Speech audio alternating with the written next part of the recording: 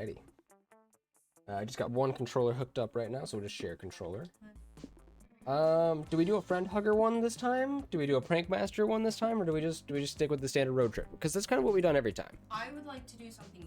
So Okay. Can I? Do you want something more fun, or do you want something more challenging?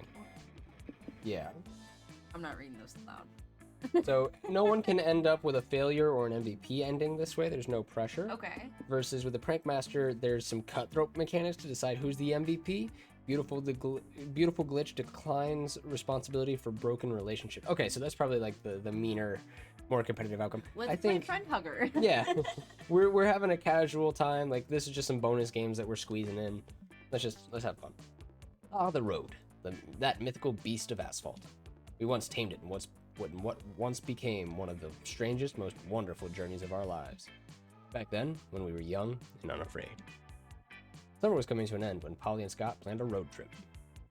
The whole thing was bound to go off rails. This was the prank masters, after all. Scott Howell, 21, a werewolf athlete who compensated for his rather small brain with a stupidly huge heart. And Polly Geist, 22, a party ghost with an insatiable hunger for all the wrong things. Each of them were, by themselves, an agent of chaos. But together they were the perfect combo for hijinks to ensue. Who in their right mind would have agreed to join them on such a trip?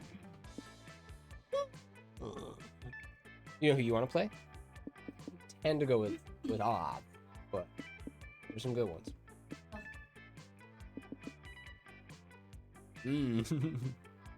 Can't forget Quan, the bartender cat. Yeah, the magical bartender cat. I think I'm gonna go with Oz with my standard, but I'm gonna go with they them because I think that Oz is many beings wrapped up into one big blob. Goodbye, comfort zone. I would like to play. Alrighty. Zoe. Pronoun choice. They. Cool. When you're an otherworldly, unknowable, eldritch being, it makes sense. Here we go. We have desert vibes, tropical rave, lo-fi beats, or surf rock. What kind of vibe we feeling? Ooh, Tough choices. I'm gonna say desert vibe. Okay. I typically go for the surf rock and the tropical rave, so I respect that. Was the road trip a dangerous idea? Yes. Was it poorly planned? Yes. Did we do it anyway? Fuck yes. For in the end, we were young and unafraid. And we were ready to start. Woo! Oh, mixtape. Heck yeah, we've now listened to all four genres of music. You can do this. Hell yeah. Let's see. So, okay, I'm up first. It's as a team. It's team resources. And we got to try to pick an ending somewhere along the way. We've gotten Knifeland and Cryptid Prom. Cryptid Prom was the one time I was successful, and that was where I got Oz, like, captured in the YouTube scary video. Knifeland is the one that I got to Knifeland, I forgot my cool sunglasses, and then I lost. Lame. Yeah, mad lame.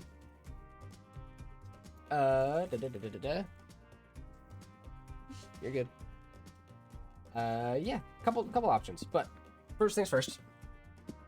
First trip, I'm not sure. There's a used car dealership where I can make some money, I can lose some, but I think it's stamina with the red. I think red is stamina. Or I can go gain some magic here, which is gas in this case. You know, gas is magic in both cases. Let's go to the car dealership. We don't need a gas station this early. Why? We already have a car. Oh, that's a good point. Could have gotten... But is it like a futuristic gas station? So don't worry. Actually, one is more than enough, Scott.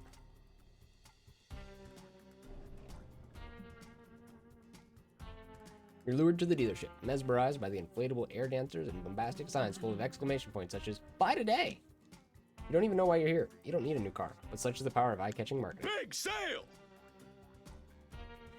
Since you're here, you could go and do your usual weird shenanigans. Why not? So what's it gonna be, Oz? We'll go on a joyride, and sell some cars, and dance with the air dancers. Okay, so yeah, that'd take some stamina for sure. A joyride, sell some... But that does sound like it'd be pretty hype, pretty fun. This gains some money, but I'm wondering if I'd maybe lose some soul for it, depending on how it goes. I don't know. I want to go on a joyride. That sounds like fun. Kind of random. There's only one thing more fun than driving your old shitty car. driving someone else's old shitty car. Joyride time. Howdy. Hi, Mr. Salesman. I'm Scott, and these are my friends. Can we drive one of your cars? Well, you are interested in buying... Well, are you interested in buying one of my cars? Asked the salesman. Yes. Good enough for me. Here are the keys. Bring it back before 7 p.m. I need to close the dealership by then. You're pretty sure this is not a good or smart way of selling used cars, but hey, you're not complaining. Scott peels out of the dealership in a new car and drives an hour into the city. You're waiting at a stoplight when a breathless pregnant woman knocks on your window. Are you my Uber? Thank God you're here. You gotta take me to the hospital. Huh? We're not... You're an Uber? Hey, come on, take me instead. I gotta follow that cab. Why? What's so special about that cab? What is this, 20 fucking questions? We don't have time to chat. We gotta chase that cab down. Hey, fuck off. I need to go to the hospital. Can't you see I'm pregnant? I'm supposed to give a damn? I gotta follow that cab right fucking now. You're not an Uber, but you need to see how this ends. You decide to pick up. Pregnant lady, she needs your help, even if it means never knowing why the mysterious man was so fixated on following that taxi. Mysterious man, you're really intrigued. And the pregnant lady, well, you know what they say. Curiosity killed the cat. Not the newborn, so she'll be fine. Curiosity versus, you know, the safe option.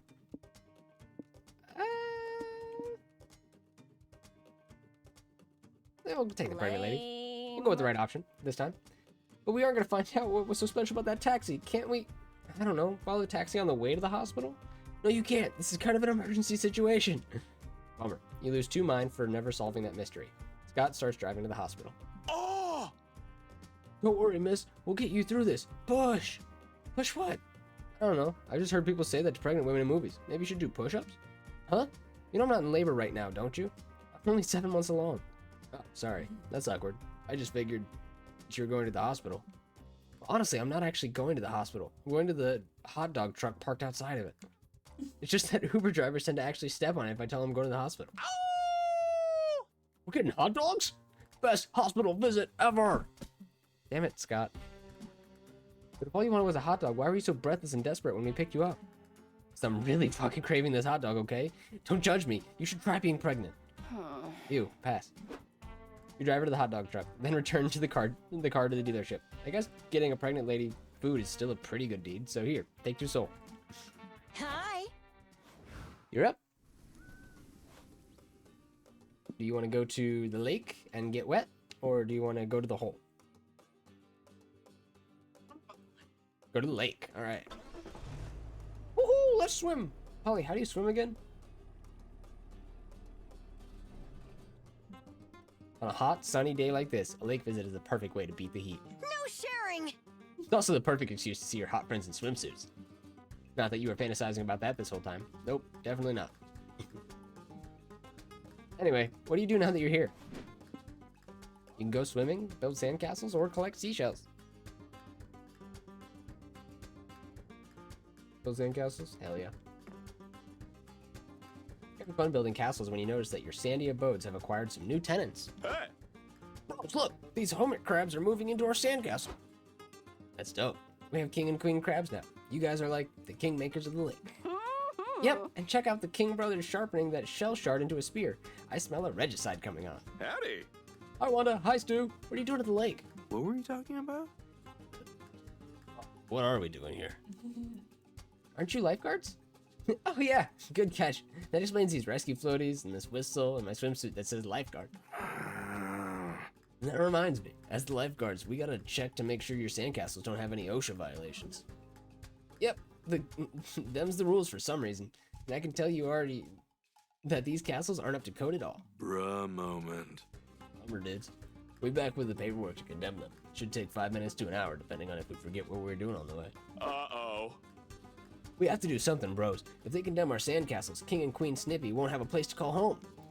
Gotta be some way to get the castles up to code before the lifeguards return. Time to save your crabs from a total OSHA annihilation. You have to replace the sand with another material. Sand isn't well known for its integrity as a material. Or, you probably have to ditch the murder plaza. Chances are the murder plaza is the least safe part of the sandcastle.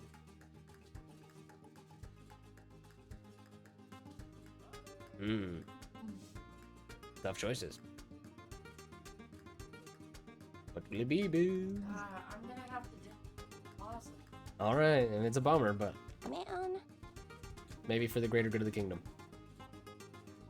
Oh, are you sure? The Murder Plaza was like the best part of the castle. Oh. I spent so long sculpting little bloodthirsty sand golems. How are King and Queen Snippy gonna have sexy knife play Thursdays now? Actually, it's King Scuttle now. King Snippy was mysteriously found dead with a seashell spear in his thorax. Where was his body found?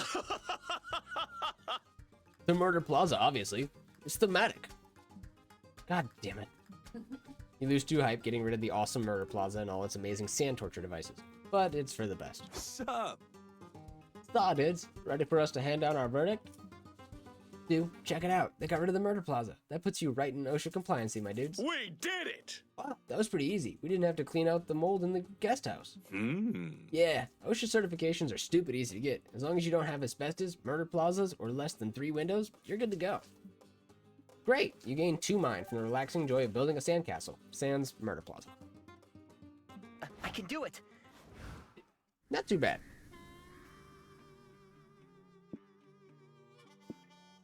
Well, you'll be damned to ever find me at some sort of business, plaza, summit, join capitalism's finest. Pass. Weird landmark. Take me to the foot. Gross. But less gross than capitalism. The Desert Foot is a peculiar landmark. It's a natural rock formation that looks exactly like a foot. You're not sure if that justifies all the guided tours and gift shops and tourist trap stuff surrounding it. Say feet! But hey, you chose to come here, so you might as well enjoy yourself. What do you do? Foot-themed souvenir shop, feet aficionado gathering, ew, or guided tours. Pretty sure I've done that before. I've never been to the souvenir shop. Or the foot aficionado gathering, but, you know, that's going to be a pass. The gift shop looks, sounds, and even smells just like, oh, a real foot. So authentic. Welcome to the Desert Foot gift shop. Please don't... Pizza lady. Yeah, it's the pizza lady who also works at all the gas stations. And some of the restaurants. She's great. Welcome to the Desert Foot gift shop. Please don't feed the foot fungus. Huh. Hey, not to be rude, but isn't this market sort of niche? Like, aren't most people put off by the whole foot theme here? Yeah, sometimes you get the odd prude or hand fetishist who's not in the Desert Foot brand. But even if most of our customers aren't into feet, they aren't snooty about it. They just like having something to remember the foot rock by. Good point. I've been judgmental and prudish, which is so unlike me. I'm gonna visit the Desert Foot properly. I'm gonna think like a real enthusiast. I'm gonna embrace feet. I'm gonna love feet. Nice. Maybe I'm even gonna get a little too into it. Good for you, bro. I'm Ah. gonna start by getting a souvenir to commemorate the time we saw this foot-shaped marvel created by the whims of Mother Nature. Sure, if that's what she wants. You look around and decide to buy Feet Facts, a frankly fine field guide for the foot aficionado. Oops. A pair of spare feet for emergency Great. A donation to the Feet for Snakes Fund. I like that. I'm cool with that. Feet for Snakes? That's nice of you. It's too money to make a foot donation. A couple of days later, you get an email from sneck@reptilemail.com. It says, Dear Oz, thank you for feet. Very appreciate. Legend says, Snake lose feet because Snake is sinful. Is lies. Snake use feet for good, wholesome things. Can do much sneaking now on tip of toe. Am excited for socks. Thank again. Oh, so thoughtful. You gain 2 soul for your selfless act. Let me untangle my tentacles first. Yeah, I wonder what the soul ending is. I haven't found out yet. On with somebody who's all about shady ways of making money is another way to get another ending. Yeah, Vera would be the one. For sure. There's the Abandoned Village or the Low Budget Reptile Show. What you thinking, Bibs? Crunch, crunch, crunch. Crunch, crunch, crunch. Oh, that's hard because I'm gonna have to go with Abandoned Village because it's October. All right. Spooky. Maybe they're all in the bathroom. Wow, there is nobody here. You've been wandering this village for a bit and haven't met another living soul. What could have happened to all the inhabitants? All their stuff is still here. Well, you suppose the first order of business is to investigate what happened, go wild, pillage what you can. Okay. Ooh, well, there goes that soul we built up. No? No. Do you change your mind? Yeah. Okay. Takesy backsies. Alright. go wild. Gonna add some hype. Who cares where the population went? It's an empty village. You can go hog wild. Ugh. Please don't go hog wild. I'm trying to investigate what happened to the missing villager. And I really don't need you guys tampering with any crime scenes. Oh, Joy. Poor, poor Joy. Will there ever come a day that you're not such a wet blanket? I am not a wet blanket. I can have fun. I'm just busy right now. So busy that you can't ride bikes around the industrial plant with us? Or sneak into an R-rated movie without buying a ticket? Or raid an abandoned ice cream truck and eat so many blue raspberry popsicles your pee is blue for a week? Seriously? That's your idea of fun? Are you 8 years old? Later! Whatever, more fun for us. Ah, Hey, stop egging cop cars, you guys. I understand the sentiment, but I need to concentrate on my investigation. Seriously, Polly? You're gonna write Joy sucks in the egg yolk? Real mature. You know, if there's an evil villain here making populations vanish, I might be the only witch powerful enough to stop it. You're being really rude preventing me from... Uh-oh. Oh no! I knocked out Joy with my egg. She was supposed to catch it with her hands, not her forehead. Oh well, she was being lame anyway, but I'm bored now. Zoe, got any suggestions for what we can do with this empty town? You're in a village alone, which is quite close to Home Alone. Fill the village with wacky booby traps to hijinks, so hijinks will ensue when the villagers get back. Run for mayor. You actually have a chance of winning now.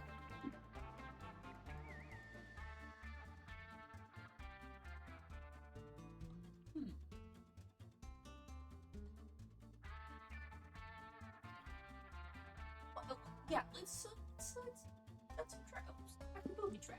Village alone. yes! Yes! A prank master's takeover of the whole town. It'll be legendary. Great prank! Let's put confetti cannons along the streets. When everyone's driving home, it'll feel like a parade. Great idea, and we can release a herd of alpacas in the mall. I've had an alpaca herd on back order for ages, just for an occasion like this. Yeah, and let's replace all the butter with margarine. They won't be able to believe it's not butter. Stellar prank. Ooh, and let's dig a pit behind the front door of every house and fill that pit with snakes. Classic! When people come home, they'll be all hum-de-dum, I'm walking inside now, nothing suspicious. Ah, pit full of snakes! Classic. 3 weeks later, when you turn on the news. Breaking news, the residents of Hopsville are finally returning after they were unexpectedly evacuated during a severe weather event. We're going live to Linus Roosevelt, a resident who's lost everything in the storm, returning home for the first time. Thanks, Susanna. After everything my family and I endured, it's a relief to walk through my front door and... Ah! A pit full of snakes! Oh, cruel fate, haven't I suffered enough? LOL, so classic. You gain 2 hype for your shenanigans, but you lose 2 soul, the side effect of every great prank. We tried not to lose the soul, but it went anyway. Goodness gracious, get it out! Got a frog. Whole toad? Just choose one thing. You can do it. All right. I'm gonna go to the bus stop for mine and see if I can't get us our first hitchhiker. See if we can get any cool ones, because I know a lot of the free updates bring What's a lot our of cool strategy hitchhikers. here? But where would you like to go for your nightly stop? You can go to the info page. You can go to Noodle Stand, do some planning at the car, or you can go talk with Polly or Scott. The info board, yeah. Later that night. Let's choose wisely. You can pick a location to come up ahead, or you can call a specific hitchhiker to show up on the road ahead. Alright. So, if we take a road of your choosing, we can guarantee that we'll find a Doom's Diner, a shopping mall, or a cult headquarters. Cult headquarters? Hey, that's pretty solid. It's pretty fun. This is going well. Go with the cult I'm okay. headquarters. And do we want to pick up Valerie or Joy? Valerie's our shopkeep friend from the first game. Very cool. Joy is our classic, Sabrina allegory, if you will. Do you want me to flip a coin for it? I was gonna roll for it. I mean, that also works. I was just saying that I have my coins right here. But, yeah, if you want to roll one of your new dice for it, go ahead. Go ahead. Tower. I don't know where to place my tower. Yeah, just go ahead and roll here. Okay. Odds. We'll take Joy. Evens. We'll take Valerie. That is 17, so that's an odd. We will take Joy. Woo! Good boy. Yeah, it's cool. Chat can't see it right now, but I'll show him later. Cool die. You invite Joy to join your road trip. Joy Johnson, Jojima. Hitchhiking, world saver. A road trip with Polly and Scott? Yeah, sure. I'll tag along for a bit. There should be at least one person with you making sure everybody stays alive. That's a good point. Coven Adventures. Joy never rests from fighting evil. Expect tons of plot twists and magical fights. Next week, every turn you'll gain plus soul and lose magic.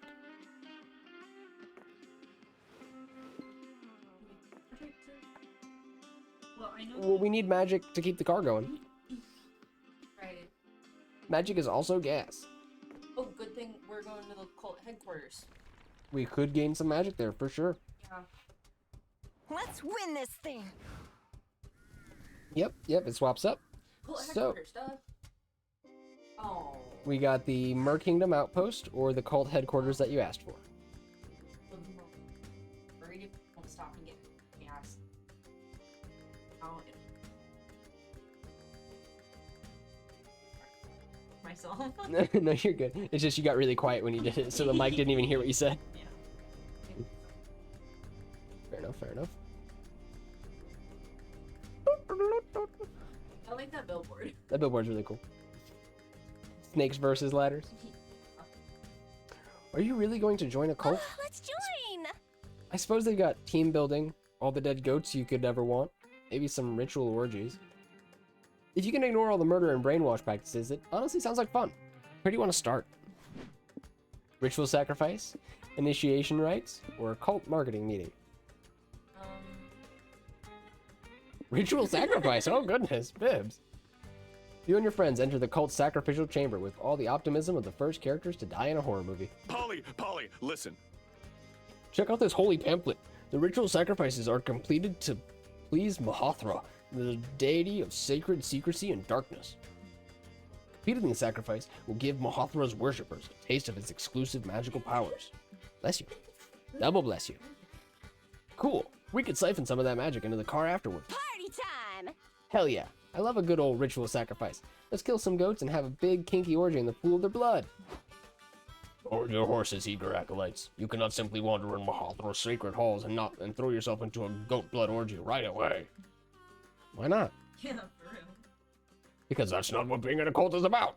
So many new cultists only care about the orgies without understanding their ceremonial implications. Wait, there are ceremonial implications to this? I thought we all just like to fuck goats. Only you do that, brother goat fucker Ishmael.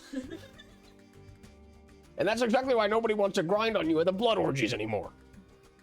Anyway, we now have a proper sacrifice tier list that new cultists must complete in the correct order. It helps us weed out those who aren't truly committed, like those sacrilegious bastards that put their careers and loved ones above our dark cult. Fine, we'll do it your way. This tier list says we first have to sacrifice something of great personal value. Zoe, what do you suggest? Sacrifice your account on Dragon Heat, so you like role-playing, wink, the MMORPG in which you've sunk over 1,000 hours of play. Or sacrifice 8 of the 22 subscriptions to interesting newsletters you may or may not ever read anyway.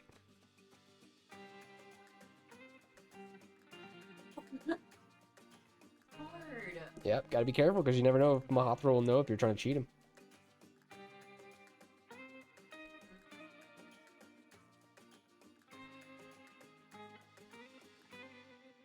This looks like it's almost look like Zoe's cult.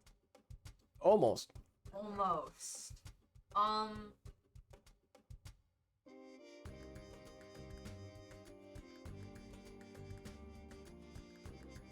don't know. The First one, alright. Yeah. You sacrifice your Dragon Heat role-playing account. God, that truly is an enormous commitment you're giving up. More than 1,000 hours! Yep, Zoe spent almost a lifetime on Dragon Heat's massive multiplayer orgy-filled racy penetration game. Mahathra will be so pleased with this sacrifice. Our cult has actually lost several members to addictive MMORPGs. They're such an all-consuming time sink. One would think MMORPGs are a cult themselves. Cough, cough. Yeah, you did get invited to a lot of Dragoncock worship on DHYLRPW, so that checks out. Let the sacrifice commence. Delete your account, Zoe, and feel the power of the sacred secrecy coursing through your veins. You'll miss having lewd adventures as Jizter of the Kingdom 6669, but now you get to have a night of unspeakable cultish pleasure in the real world. Delete your account and participate in the ritual, gaining +2 magic. Meanwhile, at the DHSYLRPW headquarters, executives are freaking out over the loss of your account. Damn, that's another long-time player lost, the CEO cries. Were the Dragon Cocks not enough? What did they list as their reason for leaving? Looks like they listed joined a cult as their reasoning, sir. Fuck! And another follower of Losmerog is gone. Our recruitment numbers are getting dangerously low this month. Yes, sir. We're aware that the god of utter abandonment, whom we all worship, is displeased so many that are leaving their digital lives for the despised physical realm. What do we do, first the CEO? Should we sacrifice another goat and have a blood orgy? They do, but it's not enough for Losmerog to forgive them for losing your account. It cosmically confiscates 2 hype from you as punishment.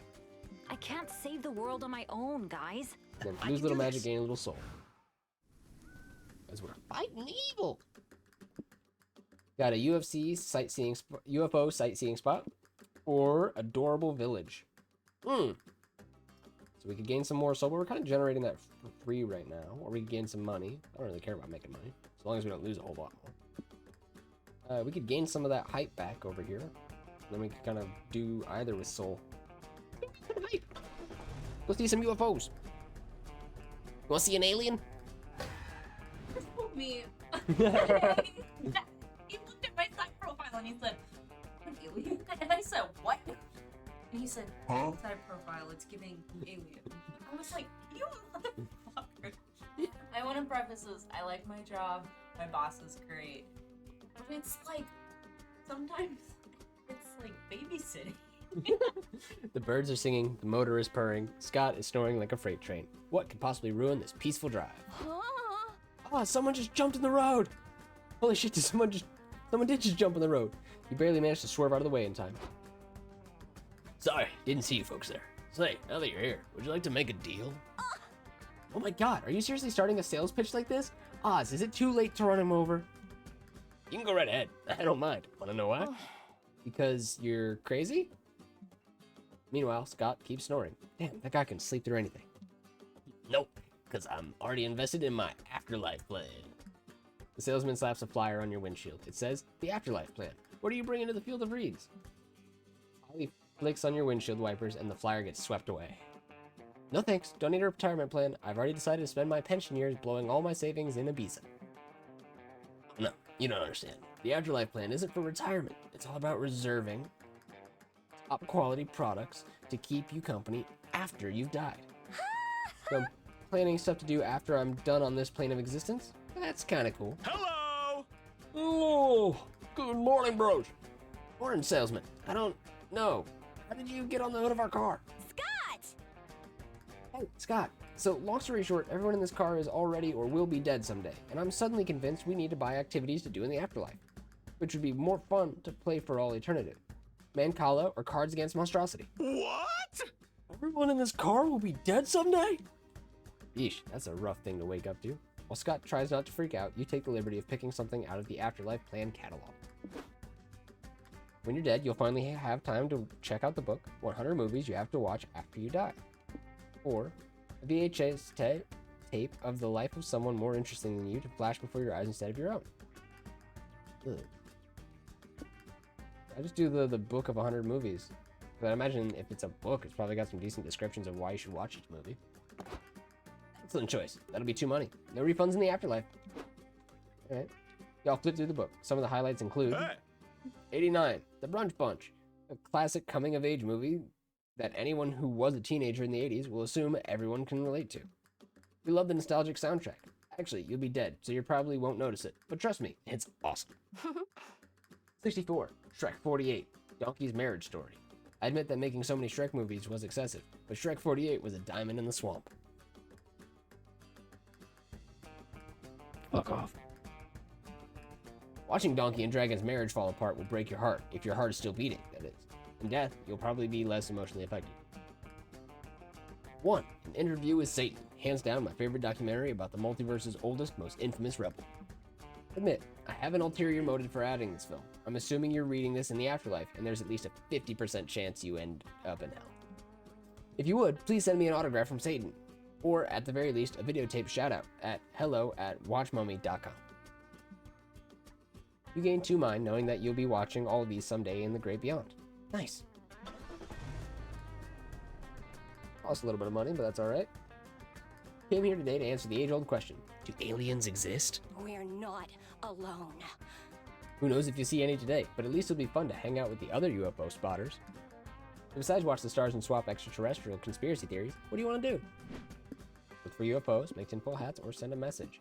I don't know what that means. Let's look for UFOs. There seem to be a lot of alien spotters in the desert tonight. You spot 2 of your friends with their telescope in the crowd. Hey! Hey, Kale! Abdu! Are you here to look at constellations? Have you seen my favorite one yet? I call it the Big Boy Frying Pan. Nice. I'm a fan of Auriga myself. Tearing was the grandfather of skateboarding. Changed my mind. But today we're using our telescope to look for UFOs. You're welcome to join us if you want. Abdu and I are really into ufology. There's gotta be other life out there besides us, you know? At least, I hope there is. I'd rather not be alone in the universe. Cheer up, dude. In the grand scheme of life, between our friends and the aliens and all the microscopic parasites living on our bodies, we're never truly alone. Dude, that's deep. That philosophical thought reminds me of something. Can you pass me the pipe? Looking for UFOs, you say? Says an eavesdropping UFO spotter. Wouldn't you rather meet the aliens in person? Do you have a way to do that? Are you an astronaut or a mad scientist? Even better, I'm an app developer. Oh. I made an app called Unite Friends Online. It's like a dating app, but instead of finding you a lover, it connects you to an alien to befriend. Whoa. Are there really aliens on this app that we can talk to? Not yet, but there will be. No alien can resist my app's sleek graphic design or ingenious user interface for long. Polly, listen. It's so cool. I want to meet an alien on the app. Polly, you're smart. How should we get the aliens to notice us? Well, when I'm trying to get cute, interesting people to notice me on horny dating app, I try to make my profile look as inviting as possible. Usually by using lots of eggplant emojis and giving my ass the spotlight it deserves. Too bad Earth doesn't have an ass to show off. But there's gotta be a way to make its profile more inviting and get an alien interested in a casual invasion. Hack it to a satellite, it'll be for a good reason. To take some pics of Earth from a high angle and make it look prettier. Or upgrade to the Platinum Planet profile to unlock advanced match preferences. It says here you can turn off hostile invasion matches. Let's get a good picture of Earth. Nice. Take a photo from a high angle with a high photographer. That's the recipe for selfie success. I've heard that in photography you should focus on symmetry too. You gotta make Earth look super symmetrical in our pic to make it pretty. Earth's a circle, so it should be symmetrical from every angle. What if we find like the most symmetrical angle? Great plan! You use your computer skills to hack into the Hubble telescope and take some beauty shots of Earth. You'll lose 2 soul for it, but it's for a good cause. What do you think? Not bad, but if we're going for symmetry, Australia's throwing it all off. Huh.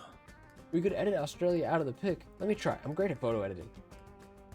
Ta-da! Now Earth looks pretty, and you get a sneak peek of the moon too. Looks nice, but don't you guys think editing Earth's look on a social profile is kind of dishonest? That's true. Besides, if I were an alien looking to invade Earth, I'd want some warning about Australia. You know, scary animals, big spiders. Maybe we should just take a new picture. This shot is showing too much water anyway. We want the aliens to know there's Earth on this Earth. Let's find an angle that shows off our poles more. Aliens always look for diverse biomes and potential planetary partnerships. Perfect. This photo really highlights Earth's best angles while downplaying its rampant humanitarian conflict. And nice composition on Antarctica. Earth looks cool as fuck here. Literally. If I were an alien, I'd invade us. You don't meet any aliens, presumably because they all flock to the South Pole. But you still gained +2 hype, taking pics with your friends. I could use some help, you know? Let me gain some soul back I from think I'm ready. Joy automatically. Your turn. We can go to a regular gas station or a dungeon.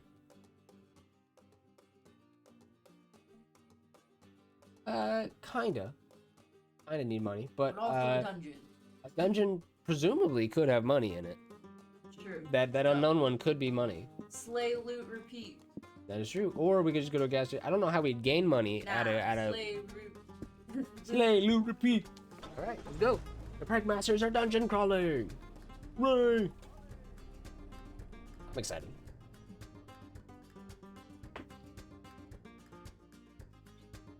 Normally, a dungeon would be a dark, scary place for people to be locked up and punished. You are But in the world of video game match logic, for everyone knows me. dungeons are just challenging labyrinths waiting to be explored. Level oh no. There are plenty of ways to plunder a dungeon. What's your preferred method? Fight the dungeon boss, grind experience, solve puzzles. Yeah, I'd imagine that's got some loot to it. Yeah, fight the dungeon. Alright. 99 levels of exploring the dungeon, fighting slimes, and solving puzzles later, you find a heavy iron door labeled Final Boss. You open the door, readying yourself for a fight. Inside you see a single skeleton sitting in an armchair, doing a book of Sudokus. What? No, it is me. Fuck. Where's the boss? Are you the boss? Skeleton looks up at you over his spectacles and says, actually, I'm the landlord. Nice. Oh, we gonna fight a landlord? That's kind of cathartic. Can't recommend fighting me. Our special moves are call the cops and sue for assault and battery. Oh, Seriously? We're waiting to hack and slash our way through those 99 other floors to not kick some dude's ass. Well, if it's a fight you want, you're in luck. There are actually 2 final bosses that you can choose from. Due to the recession, layer rental prices have gotten pretty steep, so this dungeon has been converted to a timeshare. I'd be happy to schedule a beatdown with either one of my tenants for you. Who do you want to fight? Level 69, Dominifal, the edgy fallen angel who draws power from their very complicated fashion choices and convoluted backstory, or Harry, dungeon middle manager. Oh, that's so hard. I will say, with what little bit I know about your typical RPG, if their level is in question marks, there's a good chance it's much higher than you. Hey, But you never know, um, because it just says he's a middle manager, but you don't know if that outranks you or not. also, Yeah. Do we fight the Edgelord or do we fight Harry? Let's fight the Edgelord. All right. Bell arrives with a swell of black metal music and oiled leather smell. Filthy sinners, your damnation is sealed. I'm going to force you into submission, and there won't be a safe word. huh. Okay, but why? What's your motivation for being such an edgy antagonist? I was once a servant of heaven, as devout as the rest, until I came seduced by the power of the 666 Chaos Keys. My mother, the archdemon Plathol, created the keys using drops of my fetal blood when I was raised in a holy laboratory to become the perfect weapon. Wait, if your mom was a demon, shouldn't you be a demon too? Or at least half demon? Actually, if you were raised in a lab, how do you have a mom at all? Don't interrupt me! Anyway, I became obsessed with using the Chaos Keys to unlock the dimension doors, which have been sealed for centuries. Once unlocked, they would free Plathol from and bring her power to its zenith, and she and I will rule this land of filthy sinners. No, wait, how can your mom be locked behind 666 separate doors? And how'd she access a lab to make you at all if she's in prison? Ugh, shut up! You just sound like the angels in heaven right before they threw me out for expositing my confusing backstory 24/7. I don't get it. Yeah, I have a question. Why do you wear so many belts, bro? They're not holding up pants or anything, so aren't they kind of pointless? My beautiful leather belts are the entire point. Their edginess gives me power. You wouldn't understand. Wait, you get power from your belts? What happens if we cut them off? You grab a pair of scissors and find out if that means the Metafel loses all their powers and dies. You lost 2 mind trying to understand that clusterfuck of a backstory, but gained 2 hype admiring the Metafel's badass aesthetic. Evil waits for no one. I'm gonna call that a win overall. I can do it. Yeah, would have been nice to get some money, but it works out.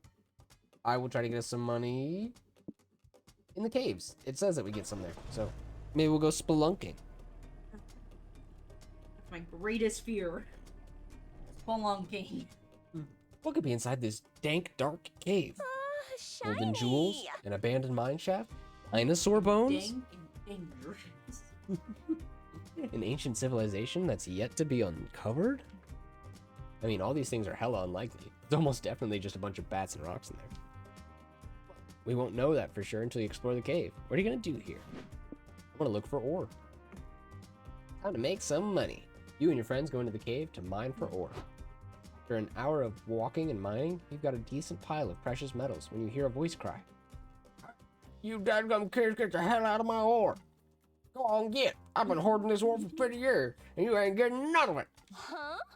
Why have you been hoarding ore in a cave for 50 years? Are you selling it? No, I don't want money. I want ore. You can't put a price on my precious ores. Each one's perfect, priceless, and unique. Just look at my sitting ore. I can spend hours crouching uncomfortably on it. Ain't she a beaut? This one's my shitting ore. Yeah, I shit on it. If y'all need to go, I have a guest shitting ore cleaned up for you. And this tall drink of water is Orphelia, my ore wife. No relation to the wife I abandoned to become an ore whoreman. Awesome, bro! Yeah, bro. Sounds like you've got life all figured out. I'm jealous. Is there anything we can trade you for one of your best ores? Pretty please? What's your offer? Well, what do you want? Hell if I know. Y'all got any suggestions? I've been in this case so long, I ain't got any frame of reference for what an ore's worth. Oh, cool. And it'll be super easy to scam. You offer to trade the weird ore collector. Long, expositive stories about your lives. You'd be giving him the next best thing to ore. Lore. Or therapy. Fuck. Man. It's expensive though. But I'm making money either way. I'm gonna gain money either way, so... Fuck it. If I'm gaining money, man, I'm getting therapy too. Therapy? I don't know. Don't you need a license to do therapy on someone? Yeah, good point. Maybe we could just listen to this guy for a while, offering him a sympathetic ear and a shoulder to cry on. Can I still take notes on a clipboard? Sure. Nice. Cool, it's a deal. Tell us all your problems, ore collector. My problems? What problems could I have when I'm surrounded by beautiful ore? There's lack of food in here, no exposure to sunlight, not seeing another soul for 50 years. Nope, I don't give a fuck about none of that. But I guess there is one thing that bothers me. Sometimes I have nightmares that I accidentally swap my kissing ore with my sitting ore. What if I've been kissing my sitting ore this whole time? That ain't what it's for! Okay, crazy theory, but I'm sensing that your ore obsession is a little unhealthy. At least, that's what I wrote on my clipboard, right under this tic-tac-toe game I'm playing with myself. You're right. Sometimes Orphelia says I'm overly possessive. That's why I care so much about my ore. Think about it, I spend more time worrying about losing my ore than actually enjoying it. What do I do? You could give us one of your ores, sever those attachment issues or whatever. Okay, if you think it'll help, here's Orwin, my youngest ore son. Take good care of him, will you? You will not. You later sell the ore for 2 money. It's almost enough to pay for the actual therapy you need after the combo took 2 mine from you. I can't save the world on my own, guys. Works out. Doing fine. Doing great. Some time to update my You're up to fanfic. be. You get to choose where you'd like to go first. You can look for a new hitchhiker if you'd like, or you could talk to the one we currently have. We could go to the info board, talk to Polly or Scott. Okay. Just choose one thing. Fair enough. You And can do it. I'm gonna go see what Noodle's doing. This is going well. I'm okay. The desert is my home. Don't face it, this road trip is just a one-way ticket to your paid for the miles. But hey, why not prolong the inevitable with one of my products? Weird little fucker, right? I do like though that every time he pops up on screen, I gotta do just the weirdest voice in my repertoire. Postcard from my mom. How to road trip the book. Got snacks. And a gas canister. We don't want to give a gas canister. If anything, we want one. How to road trip the book. I wonder what that'd be for. Probably Mind. Probably. And postcard from my mom is probably Soul. We've been getting a lot of that from Joy. But let's let that build up a little bit more. Let's use some stamina and hopefully get it stonks. We get some money. That'd be handy. We're not really low in anything though. The truth could have some magic or pure horsepower. That's probably more likely to be magic. Yeah, let's go with that. No Pure horsepower. refunds. Magic up, stamina down. Cool. So I calculated that perfectly. Enjoy your purchase, and remember, the first rule of Shop Club, No refunds? One day you will come Oh. to regret this. is actually never wear underwear on Wednesdays, but that's actually a good rule too. Let's choose wisely.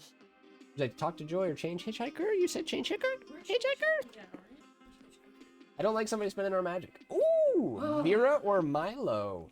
The ending that we looked at for Soul did mention somebody who's into making money in shady ways. Vera could be that. Yeah, but Milo is also. Milo's gorgeous. Yeah. Let's A little vapid, but Let's go with adorable. Vera. Okay, we'll go with Vera. Bye, guys. I've got evil to fight. Joy left the party. You invite Vera to join your road trip. Sure, I'll go with you. I'll come. My stupid chauffeur is running late anyway. Let's go. Now, I'm already 2.5 minutes behind schedule. Shady business. Vera always has some schemes going on. She brings some extra dough for the trip, but better not ask too many questions. Next week, every turn, you'll gain money and lose soul. That makes sense. That'll make it really hard to get the soul victory, but now I see why it's a condition on that one. Or we could just take whatever ending Vera makes it easier to get towards, because that would be... Yeah, that'd be money in that case. Yeah, I poked it. It's okay. Chat couldn't see. He didn't have to tell him. But currently Soul is in the lead. But hype is still up there, and getting a good ending at Knifeland would be really nice. Be really healing. Especially since we picked the no losing conditions this one. Sure thing.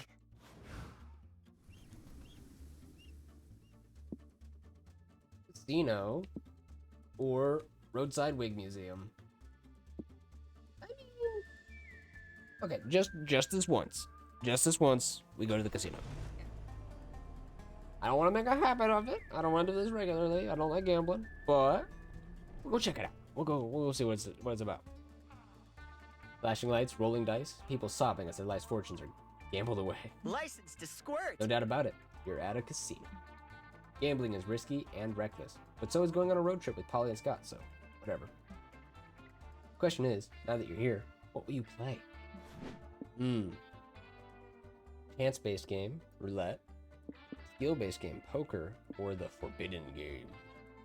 That's really tempting, actually. I'm not 100% certain. Don't know if I'm very skillful. I kind of want to know what the forbidden games even means. Let's go. Get into the casino, ready to make some sweet money. Yes. I love casinos. The land of random chance, impulsive decisions, and drinking. Everything's coming up, Polly. Hey! You're the expert here, bro. What games should we play? That's a hard question. There's roulette, slots, craps, poker, poker 2, horse racing, snail racing, which drunk guy will make it to the bathroom first racing? Says a mysterious stranger in a dark coat. If you're looking for a real gambling thrill, have you ever tried forbidden games? I've never heard of it. What are the forbidden games? No, you're pronouncing it wrong. It's the forbidden games. The forbidden games. The pregnant pause is important. We're in. I love doing shady shit that requires a specific pronunciation. The stranger leads you to the back of the casino where a bouncer stands next to a curtain. He does a strange gesture, and the bouncer pulls the curtain aside. You're led down a dark hallway, then you pass the kitchen. Then you pass what appears to be an illegal boxing ring filled with brawny fighters. You pass a room filled with people in cages. They're all sobbing. Never make a deal with a small green creature with tentacles. Pass another kitchen, then another dark hallway, then another illegal boxing ring, but it's in a kitchen, and the boxers are wearing chest pads. Here we are, says the stranger at the final room. Welcome to the Forbidden Games. Wow, this place is really dim, dusty, and smells like bad decisions. Awesome. The Forbidden Games room is filled with tables which sketchy, scarred up people sit, playing inscrutable card games and flashing knives. It doesn't seem safe, but it was a long walk to get here, and you need a breather before you go back, so you might as well pick something to play. The extremely strange table where they play a game that seems to be riddled with obscure rules and little sense. The Lenny gambling table, where people gamble obscene amounts of money on all kinds of things around this random dude Lenny's life without him even knowing. Huh. I'm cool with games with obscure rules. That sounds fun. Play tabletops. The game is apparently called Feral Hamster Blitzkrieg. You have no idea what you're doing. The croupier deals everybody 2 cards, 2 dice, a whistle, and 16.5 marbles. The guy to your left rolls 2 ones. The girl next to him folds her cards into an origami swan. She's given 2 mana points. Huh? The player blows her whistle and yells, "Change places!" Everyone runs to new seats. When you sit down, all your marbles have been replaced with jelly bean muffins. The next player eats half of their muffin. Inside is a bomb. He tries to defuse it, but he runs out of time and explodes. Oz, I think I figured it out. I know how to play. Do you, or are you just really drunk? Those aren't mutually exclusive, Boo. Throw a dart at the dartboard and say you're ready to solve the hangman puzzle. Guess the letter B. You're unsure, but you don't have any better ideas. You follow Polly's instructions. Apparently, B was the last letter in the hangman phrase. Unfortunately, the resulting word was bomb. As soon as it's solved, your pants explode. Disqualified, the croupier cries. Now get out of here, or I'll call the cops on you for public nudity. Oh, never mind. I have no idea how to play. That's on you for listening to me, Oz. Don't you know I'm drunk? Yep, great, cool. You're kicked out of the casino and lose 2 money and 1 favorite pair of pants. Fuck. Fine, I'll lend you some. Let me untangle my tentacles first. We got a little bit of money from Vera, so it's not too bad. We can go to the ranch to embrace our inner horse girl, or we can go to the experimental prison. Also, please note the wall of Hokages for the Mer Kingdom. I know I could have said Mount Rushmore, but that was funnier to me.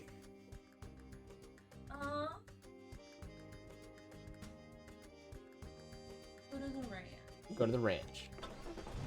Yeehaw!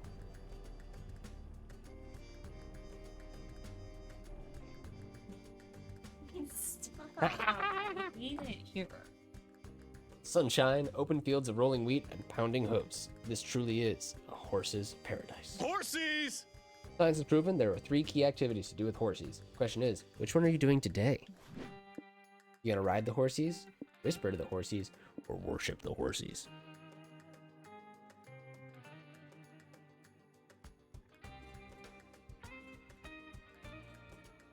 Worship the horses. Oh, okay. I had a little sauce to that, thinking it would scare you away from it, but no, you're down. All right. You all approach the stables, but find they're already full of other people visiting the ranch. You're surrounded by young girls in blue jeans and ponytails. They're bowing to the horses and filling diaries with horse doodles. You also see a familiar ginger buccubus you met at summer camp. Oh, hey. Oh, hey there. Howdy. Oh, Sawyer, not Ash. Who's Ash? Which one are they? Are they the red-haired friend? I can't remember. I'm getting mixed up now, and I feel bad. Yeah, but it's Sawyer. Right, Sawyer? Whoa, what's that weird stuff happening back there? Oh, that? It's the horse girls. They love worshiping the horsies. It's weird, but I sort of get it. Horses are beautiful and gentle and easier to talk to than people sometimes. I even consider myself a horse girl from time to time. Oh, really? But I thought, you know.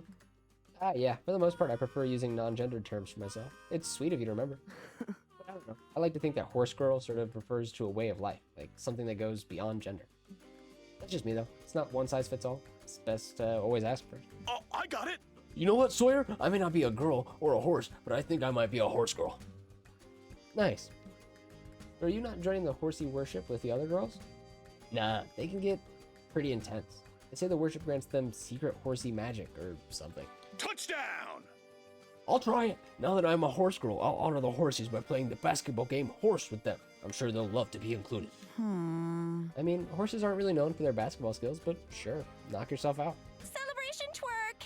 I'll knit my new equine overlords a beautiful saddle blanket, except I'll knit it with my butt to honor them with my incredible booty. Oh, Uh, okay.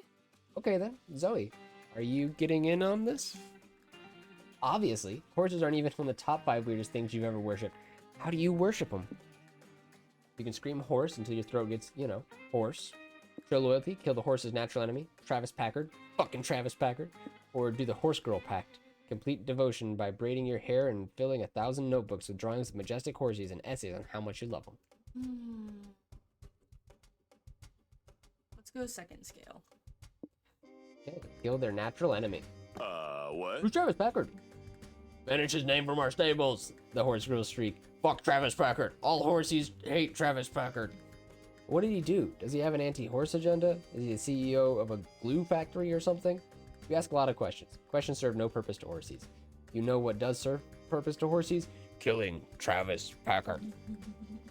Well, you don't get it, but there's no mechanic that lets you backpedal on your choice, so it looks like Travis Packard's gonna die.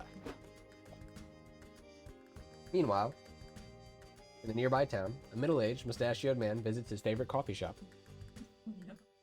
Good morning, Melody, he says to the barista. One espresso and a chocolate donut, please. Same as usual, then, says the barista. It always makes me happy to see you, Travis. I hope you have a good day. The man leaves the coffee shop. Ah, a delicious breakfast and a beautiful sunny day. It's a great day to be Travis Packard. God damn it. Travis Packard approaches the florist to buy his wife flowers. Before he can open the door, you jump out at him from behind a plant. Hello, young person. How are you? Ah, why are you stabbing me? What did I do? You have no clue. Sheesh, Travis Packard seems like a nice guy, but you're in too deep now. You gotta finish the job. You bring a pound of Travis Packard's flesh back to the ranch and present it to the horses and horse girls. They go nuts, cheering and neighing in excitement. God, you feel awful. You definitely lose 2 soul. You can feel the horse's gratitude made manifest in 2 magic coursing through you, but what cost? You pour the magic into your car later and pour 1 out in memory of Travis Packard, the good man all horses inexplicably hated. I've got some cash to spare. Just Aren't we don't going ask to where Yeah, it so now came from. we're definitely losing some soul. And we're not making a lot of money, but we're making a little money. Alright, it's alright, it's alright. We just don't want to fall too far behind anything. If anything goes down to 6, I'll worry. But for now, we'll just see. Pet contest. Doom's Diner. I mean, it's spooky season. We gotta go for some of the spookier options every once in a while. Especially because we can't lose. You know? Yeah. Well, I mean, we can lose if we don't get there. That is still a failure. But you read about this diner in a listicle of the top 10 most cursed restaurants you should never visit. We're doomed. Obviously, you took that as a challenge. Seriously, after all the dark magic you've messed with over the years, you think you can handle a diner. So, now that you're here, what do? Use the jukebox, order something, or look for a booth. Let's try to keep up something that we have up right now. So I'm thinking...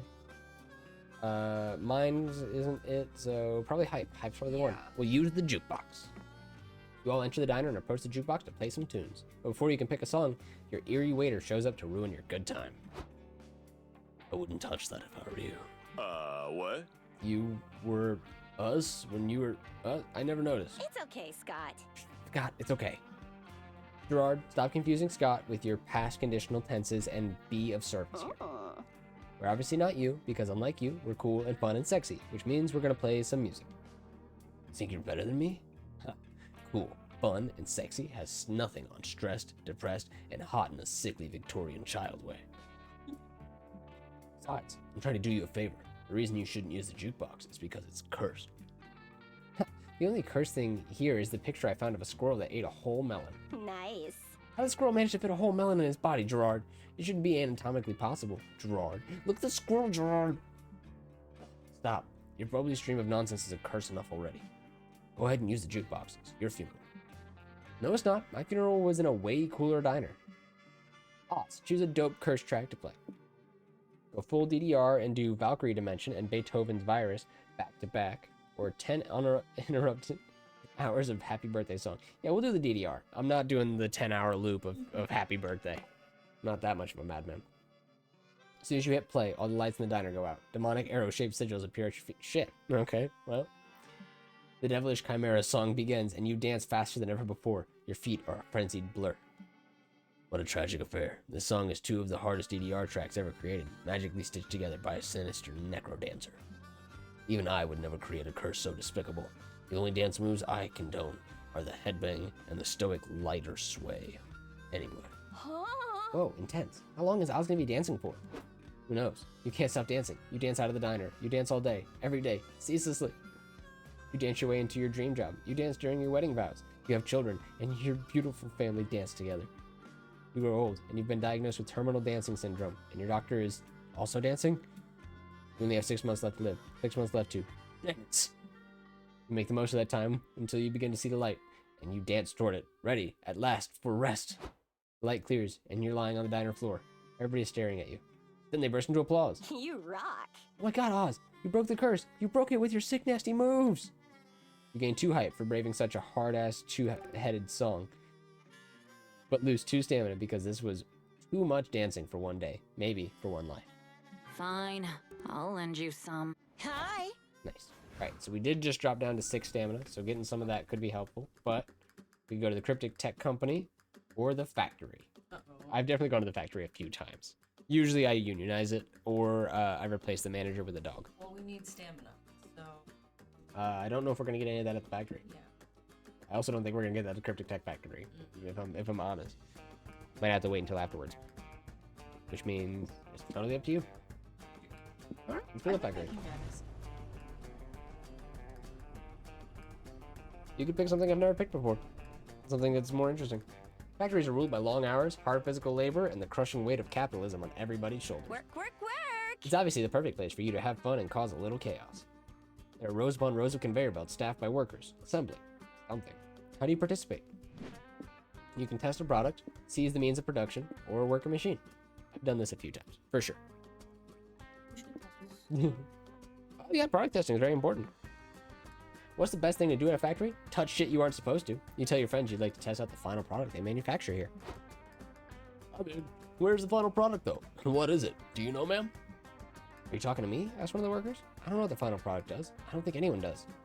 I spent 32 years screwing screw 4B into panel A. I'm not paid to know what the hell it's all for. Will you at least know where we should go to find the final product? I've heard some of the retirees speak of a magical faraway sector where the assembly line comes to an end.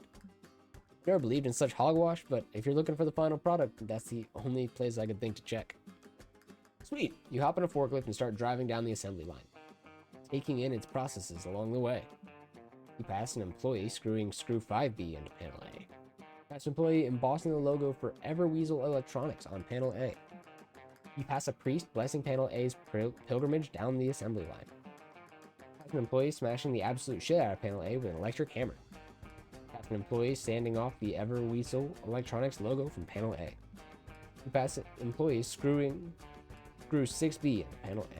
At the end of the line, behind a heavy curtain, you find Noodles! He picks up the completed panel A and tosses it in the trash. Why'd you throw away panel A, bro? People worked hard on that. Did they? I don't know. I always throw out panel A. It's got bad vibes. We wanted to test out the final product you guys are making. Do you have it? Final product? Which one? Make something different every time. The designs come to me in dark prophetic visions. Okay. Well, there are 2 freshly made final products here. Which one do you want to try out? The washing car machine, the huge inefficient contraption that burns a lot of fuel to produce a tiny fortune. I'm scared the washing car machine is gonna hurt our cars, so Possibly, but I also feel like this is going to take a good amount of magic and make a tiny amount of money. Like, I think washing car machine. that would feel super literal. I don't A washing get car machine. I don't get it. Does the machine, like, wash your karma? Yep. Huh? What does that even mean, though? Karma is lost and gained. It doesn't get washed. Karma doesn't get dirty. Does it? Of course it does. But this machine will wash those greasy, hateful impurities from your tarnished soul. Okay, but soul and karma are different. Yeah, but I like the pun. All made up concepts anyway, so who gives a shit? it. Aw. What do you mean? Are you saying souls and karma aren't real? They can be real if you're willing to play.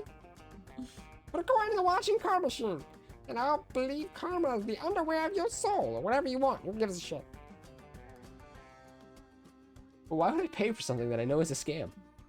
For the same reason people devote themselves to priests and gurus and abstract deities. Pure desperation for meaningful purpose in an uncaring universe.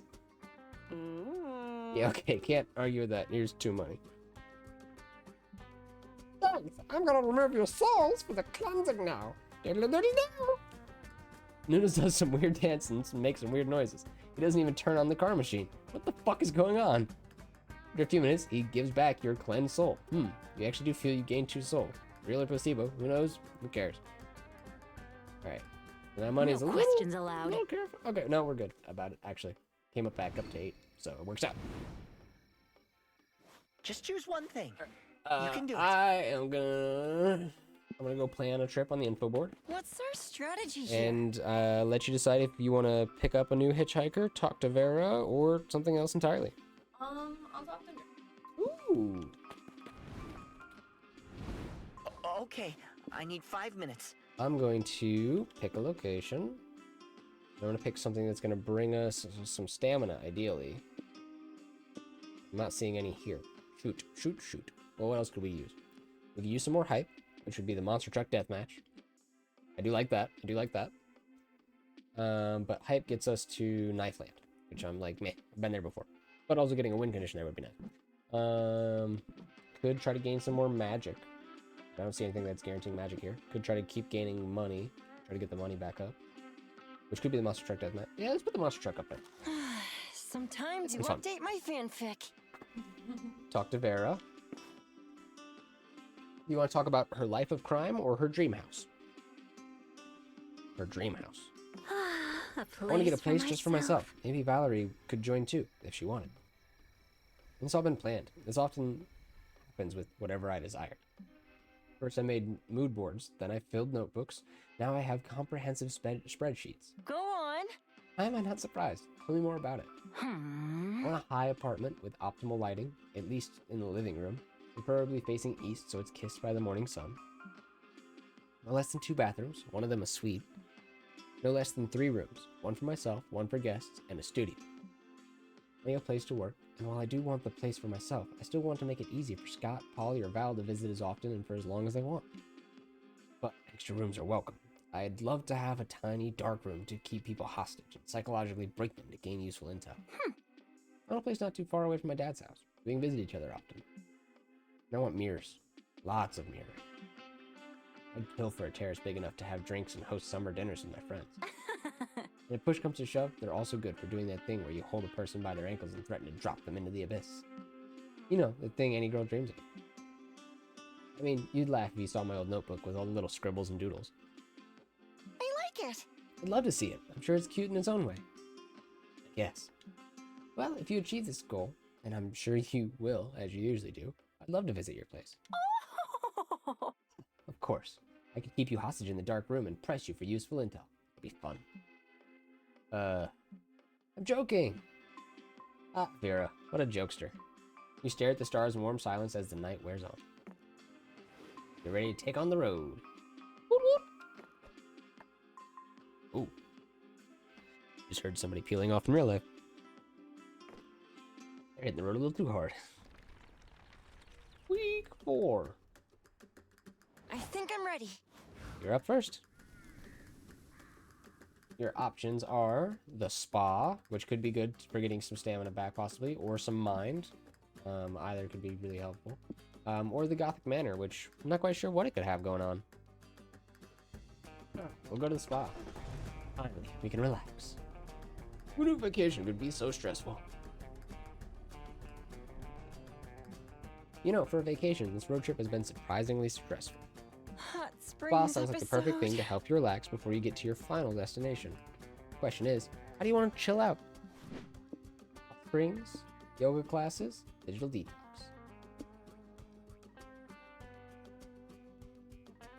This one will lose some hype. This one will gain some mind, and this one just seems to be maybe conversational.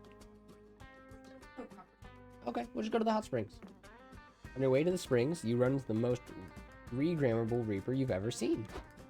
And if you're just tuning into the live stream now, you'll see that I'm about to have an adorable meet cute with my friends. Say hi, chat. Milo signing off.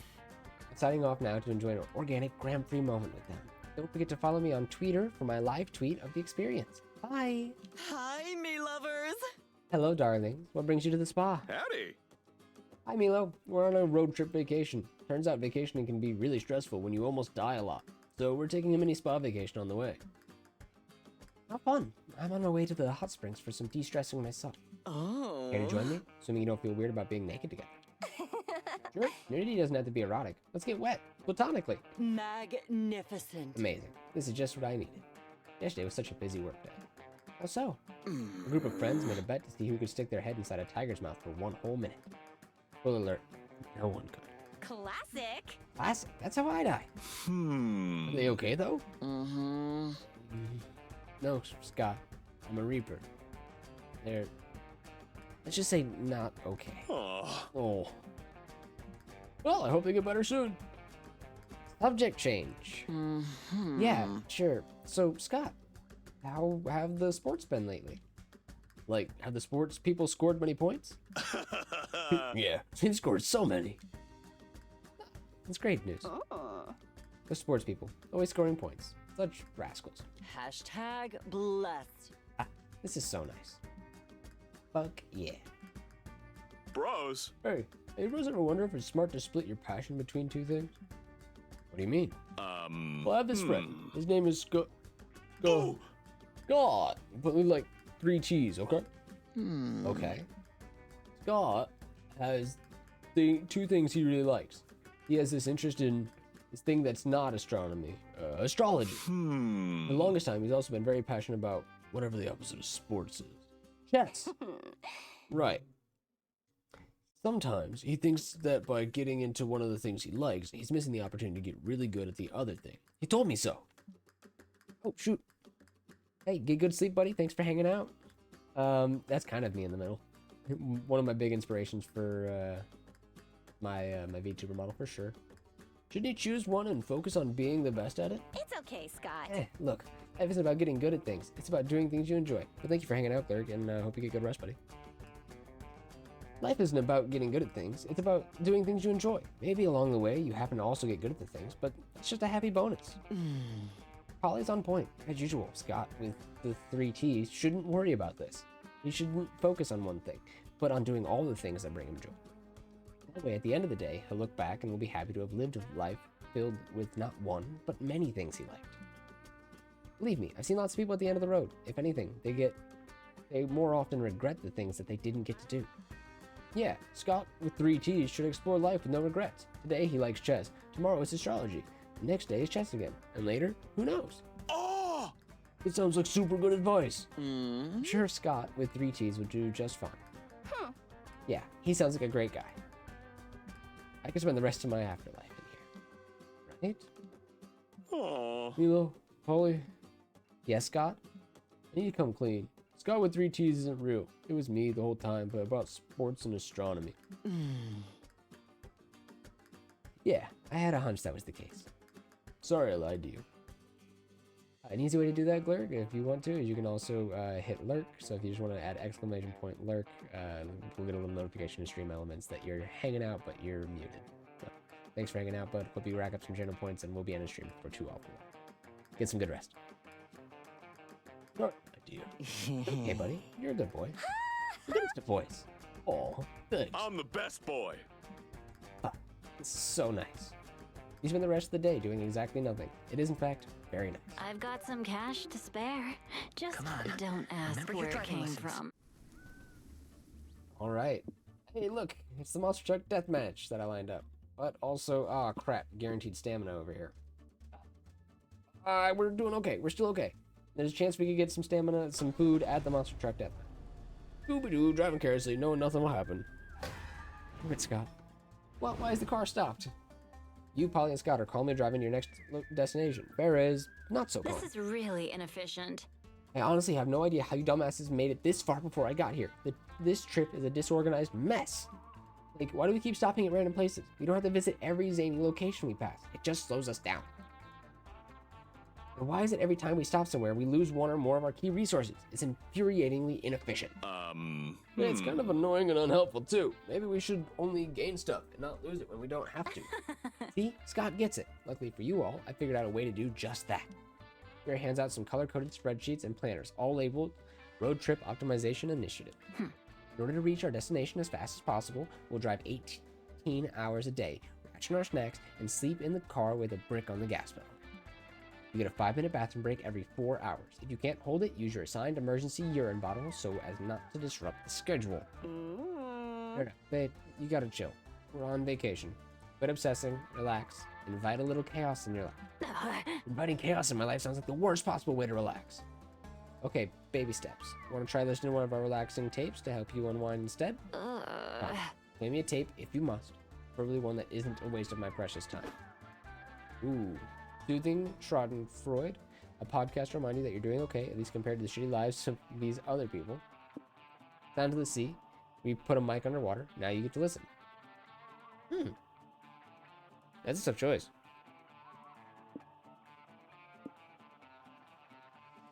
No, she's good friends with Valerie, but I don't know how she feels about Miranda. But we'll try the Sounds of the Sea. We'll see how it goes. Roll a tape and hear the mic plunging into the ocean. The rushing waves, babbling bubbles, and smooth current wash over you. Then suddenly, there's a voice in the tape. It says, "As I was saying, I love being a talking fish." "Then we see eye to eye on that, buddy," another voice chuckles. "And to think, the dumb service dollars don't suspect a thing." "Look, here comes Sheldon. How you doing, old chum?" "Hey, guys," said Sheldon. "I see you guys are still hooked on those awful ocean puns. Of course we are. They make us so bubbly. Another big advantage to being a talking fish is getting used so many great ocean puns. Wait a sec. There's something fishy going on here, other than us. What's that on your chest, Sheldon? It's a birthmark? It's a microphone! Are you recording us to out us to the surface dwellers? That's so shellfish of you. It's not just selfish, it's treason punishable by death. Someone call the murder people. No, please don't have me arrested, Sheldon begs. We can still have a merry time together. Get it? Like maritime? Sorry, Sheldon. Not even that excellent pun can save you now. Next several minutes of screaming, scruffling, and the hiss of an axe strongly suggest that Sheldon was executed. Then the tape goes silent. Wow, that was something. At least it distracted me from whatever's stressing me out before. You lost 3 hype listening to slow, soothing ocean sounds, but you gained 3 mind relaxing and learning where talking fish go when they die. We are now just like super averaged out though. That kind of sucks.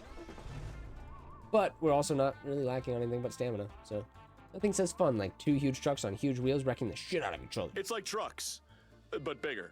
The stands are filled with cheering, hooting fans ready to see some vehicular carnage.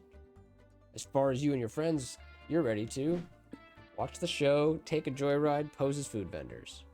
We're also making some money with Vera. Posing as food vendors would probably take from my stamina though, right? Because I probably have to take from my own food, potentially. I don't know. We'll just watch the show. We'll just take the risk. Take your seats to watch the show. Scott is about to eat a chili dog when he gets tackled by a cloud of football helmets and fur. Bro, you made it! Bro! Oh, hey, bros. Polly, odds. You know my cousins, right? Yes, I am painfully aware of the wolf pack. Thank God we found you, bro. You were almost stuck watching the awesome monster truck carnage with a bunch of lame nerds. What, you don't think Oz and I can handle the carnage and chaos of the deathmatch? We invented chaos, boys. Party time! Let the sick flips and vehicular manslaughter begin. It's starting. The deathmatch begins, and 2 huge trucks start ramming the shit out of each other. It's so... Bros? Bros, does anyone else think this is boring? Man. You're right, Scott. The day I've always feared has finally come to pass. We've become so addicted to fast entertainment at our fingertips that even a monster truck rally can hold our attention. The damn referee making this thing suck. Quit calling fouls, asshole. We want to see some real carnage. We want to see someone die. Okay, someone dying probably isn't the answer, but you still can't take this tedium. There must be a way to make the deathmatch more entertaining. Everyone seems to have fun by aggressively insulting the referee. But what about aggressively complimenting the referee and tipping him for doing a great job under such duress? The audience seems to place bets on everything. Place a safe bet you can't lose. The trucks won't follow accepted traffic laws. That's a pretty safe bet. Guaranteeable. This probably cost us some money. Vera's gaining us money though, for the cost of soul. And this probably gain us some soul. Keep that balance in the background and then try to focus on a stat. Yeah, alright. Try to find an ending. Fuck you, ref. Don't give a penalty just because your foot got run over. You're a coward if you didn't come here to get hurt. Rather than joining the heckling, you tip the ref 3 money and compliment him on his athleticism as he dodges the trucks trying to hit him. Wow, thanks, the ref says. I really appreciate the tip, and it'll take some of the sting out of my medical bills.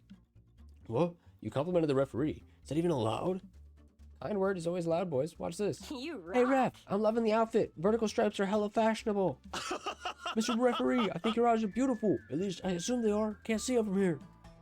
You jerks think you're better at complimenting than us? We can compliment so much harder than you. Hey, ref, your stupid hog ugly face is a lot prettier far away than it is up close. Backhanded compliments don't count. Fine, hey, ref, did you know that red wine compliments steak? Try it sometime. Wrong type of compliment. Do you guys know what a compliment even is? Yeah, it's something you say to a nice lady if you want her to give you pussy. Wait, that's it. Hey, ref, you've got a magnificent pussy. Well, they're not there yet. They tried their best, but your compliments were way better than that. So you at least gained 3 soul. Fine, I'll lend you some. We Let gain a me little money, use a untangle little my soul, so that, tentacles yeah, first. a little bit of balancing act in the background. If you'd like to try to focus on a stat for us, you could do that. City under attack or farm, which could be good for gaining soul.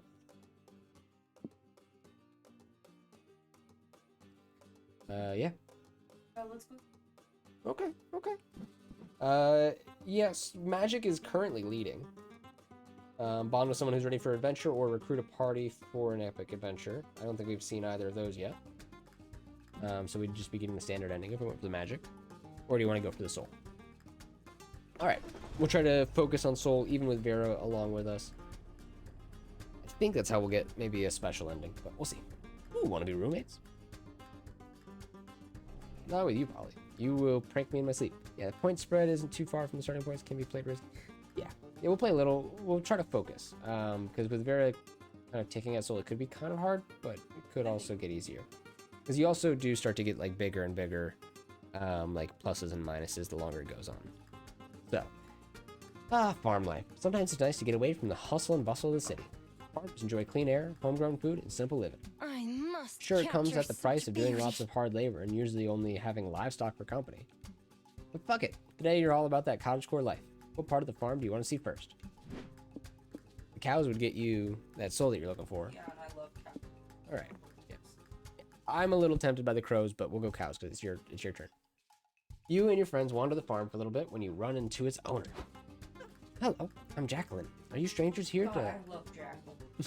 Are you strangers here to help me and support, restore? Oh, as I restore my grandfather's farm? Nah, we're more like trespassers. We just wanted to pet some of your cute farm animals. That's fine too, but I have to warn you, my animals have been acting weird lately. Things were going great when I raised cows and sheep, but when I bought my pigs, well, you can see for yourself. I need to plant at least 45 seeds this afternoon to optimize crop production, but I'll meet you at the barn soon.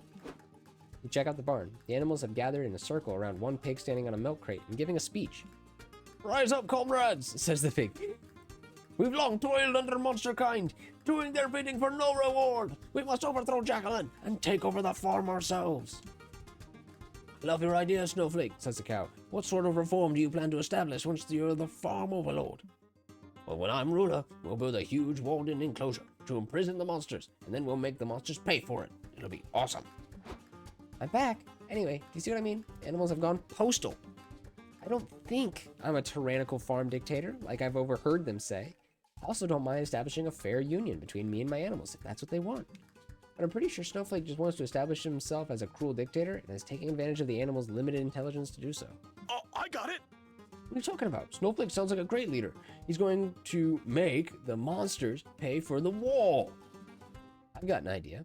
Let's introduce a rogue element to Snowflake's regime. The animals won't listen to us monsters, but they might believe one of their own. That could work. I've met tons of weird animals since I moved here. That's one of these two. Full capitalism, embrace anarchy. Topple this new status quo by planting an anti-establishment punk skunk with tons of raw charm and an insolent band. Send in this very normal rabbit who only needs a convincing backstory to go undercover.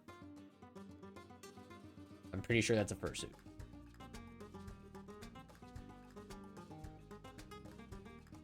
I kind of like the punk skunk. I don't know about I you. do too. But who knows how bad, how far they go into anarchy.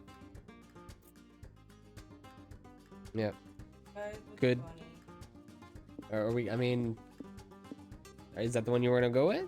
Either way, we're going to gain soul. Because we picked the cows. So. Just what we're going to lose. I don't know what this one could risk losing. I don't know what either could risk losing. But Yeah. it's just to keep in mind. We are gaining soul either way. So, whichever one you want to go with. Punk skunk. All right.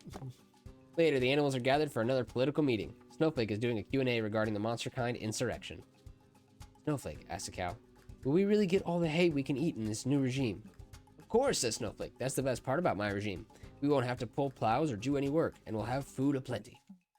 How's that possible? Asks a concerned horse.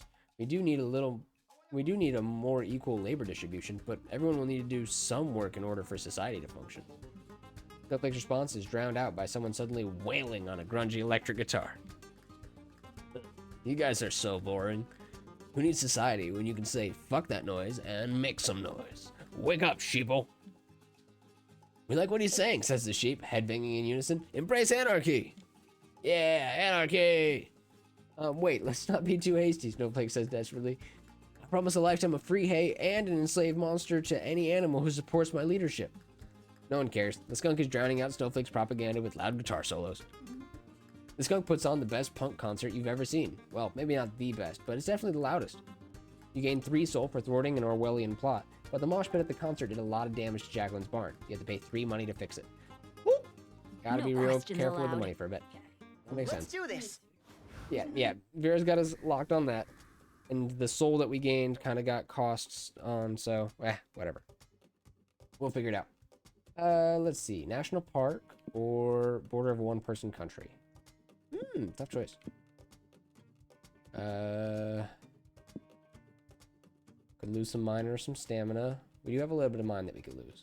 So let's go to national park. Can we put the top up? It's hot in here. Are you sure it's not just me? Wink.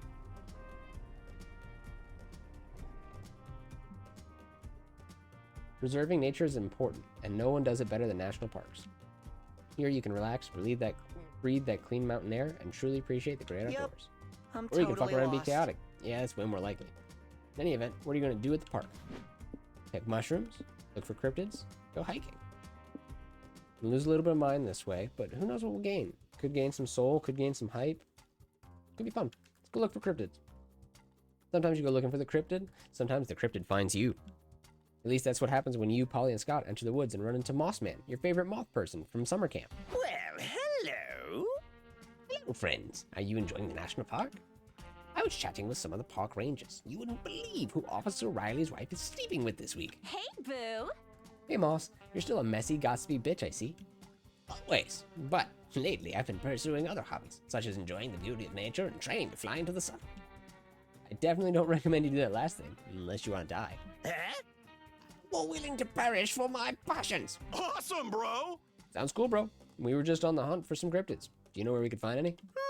Besides my glorious self? Yes, this park is full of my fellow cryptids. I can introduce you to one. I need to catch up with them anyway. We cryptids make great friends, but boy, are we hard to keep in touch with. But I've got a hot date with a hot campfire this evening. So, we only have time to visit one person. Oz, who would you prefer to meet? Visit the Fresno Nightcrawler. He's always happy to teach friends the beautiful game of soccer. Or have some tea and pastries at Sasquatch's secluded cabin where he hides from the paparazzi. By the way, we've already decided we're losing a little bit of mind. I don't know what we'd be gaining with the Fresno Nightcrawler, but probably some soul here, you know? Secluded cabin with some tea and pastries. Hell yeah. Sounds fun. Sasquatch lives in a secluded cabin deep in the woods. We'll have to fly there to save time. Moss scoops you all up and flies into the sky. After a very intense debate convincing him not to fly you into the sun together, you touch down at Sasquatch's cabin. The legend himself is sitting on a rocking chair on the front porch, knitting the biggest pair of socks you've ever seen. Hey, Squatch. Long time no see. I brought some friends to visit you. I hope that was okay. Hey, Moss. I don't mind. I'm just sorry I didn't clean up more. Forgive all these hair clumps. It's shedding season. Relatable, bro. It's so cool to meet you in person. Do you know how many internet forums there are for people just hoping to see you once? Yes, well, I'm aware of my stalkers. That's the reason I retreated into the woods in the first place. Being constantly hunted is irritating, especially by paparazzis. Those insidious parasites follow me everywhere. They have bright flashing soulless lights for eyes, and they make the most horrible shutter-clicking cry. Squatch, I told you, there's no such thing as paparazzis. It's just a myth. They're real, and I've seen them. They stalk in the night, crawling out of their strange dimension to hunt me down. Uh-oh. That sounds terrible. How do you deal with it? I remain in seclusion. Not bad. Being unplugged from society has given me time to perfect my possum cookie recipe. Want to try some? Sure, you lose 3 mind listening to Squatch's paranoid paparazzi rants, but you gain 3 stamina eating delicious possum pastries. Awesome. So that is less of a concern now. We can just make some money Fine. naturally from I'll Vera. lend you some. It's even less concerning. We can just try to... You want to get rid of Vera so that we can Let's work on do Soul it harder? Or do wisely. you want to... Okay. I was wondering. So I will go ahead and take you over there. I'm that not you sure can where to go. Pick a new hitchhiker. I will go to Noodles to see if I can make any swaps to help us out. Okay, I need 5 minutes. Welcome to Noodle's Little Shop of Weirdness. Welcome to Nerdy Swap Shop, where friends get a discount and cops pay double. But you know those things that's set up for regular price, yeah? Alright, fair enough. I'll take it. So I'm pretty sure this proved to be magic, so we will give him back the horsepower. And hope that I can get donation to Noodles Charity for Improvised Noodles, probably good for soul. Bounty Hunter contract, probably good for money. Not doing too bad on money for now. We can probably make more than this. think it's gonna be good for Soul, so we'll go ahead and What try to does build file that a little taste higher. like? Yes, The that was a good road trade. belongs to me. Have a good party. Hopefully new hitch. All right. Do you have any preference on like certain hitchhikers? If there's anybody that you would have to have, who would it be? Calculaster? Okay, that's fine. What's our strategy here? Yes. That's fair. We got Stu or Hope. Grab Stu, the stony gargoyle. Sorry, this car Bear is left the party. not You Oberlin invite Stu to join worthy. your road trip. Sure, I've got nothing better to do. Dope, let's do it. Want a hot box? Chill, dude. What if this road trip were, more chill? Embrace the slow life. Next week, all resource gains and losses are reduced by 1. Oh, well, that's not bad. That kind of just corrects the fact that this has taken us so long. Well. Can't say that's too bad. Come on, remember your driving lessons. All right, and Ridgekey. We got the space station. And we got the planetarium. That's tough. That's tough. This would lose us some soul potentially, or we could be safe about it. Oh, Bibs. Bibs just got some points in. Look at that. Damn. That's bad for soul, though. I don't like that. So let's go to the planetarium. See if we can do something for soul or something that's, like, a little bit more neutral over there. Oh, no! Something popped up in the road. That's the worst possible outcome. Hey, you just reached a high amount of soul. Good for you. Oh, okay. Whew. Does that mean you're aiming for the soul-based destination? Well, we're considering it, for sure. We haven't seen it before. So, if so, there's a wacky adventure that could unlock a layer for that destination. Want to go for it? Yeah, why not? Great. The adventure will be waiting for you on the road. Sorry for breaking the fourth wall. See ya.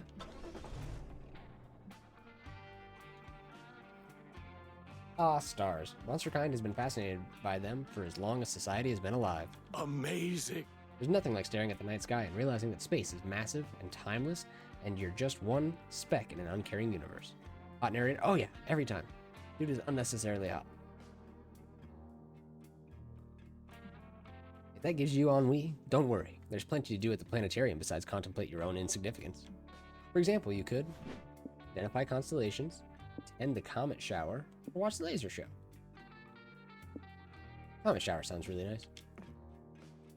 Lucky for you, there's a comet shower happening tonight. You and your friends settle in at the planetarium to enjoy a special viewing. Awesome, bro! You're so cool. I love comet showers.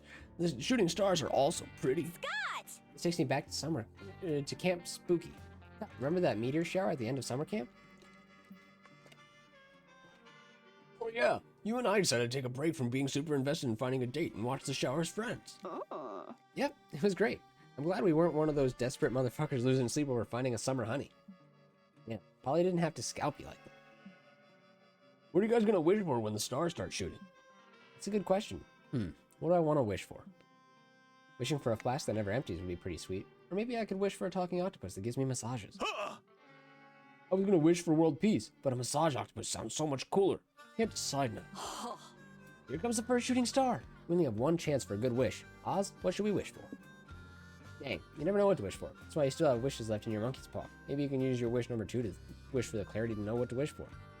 Forfeit the opportunity to sound cool and spend your wish on a selfless deed. Wish Scott hadn't put his hand in that marmalade jar that was full of wasps. Yeah, that sounds pretty good. Hey, Hey, it's a good wish, and it was really nice of you to use your wish to make my life nicer, Oz. God, that reminds me. Is your hand still stuck in that wasp-infested marmalade jar? There is. Man, I probably had my hand in this thing for like 4 hours now.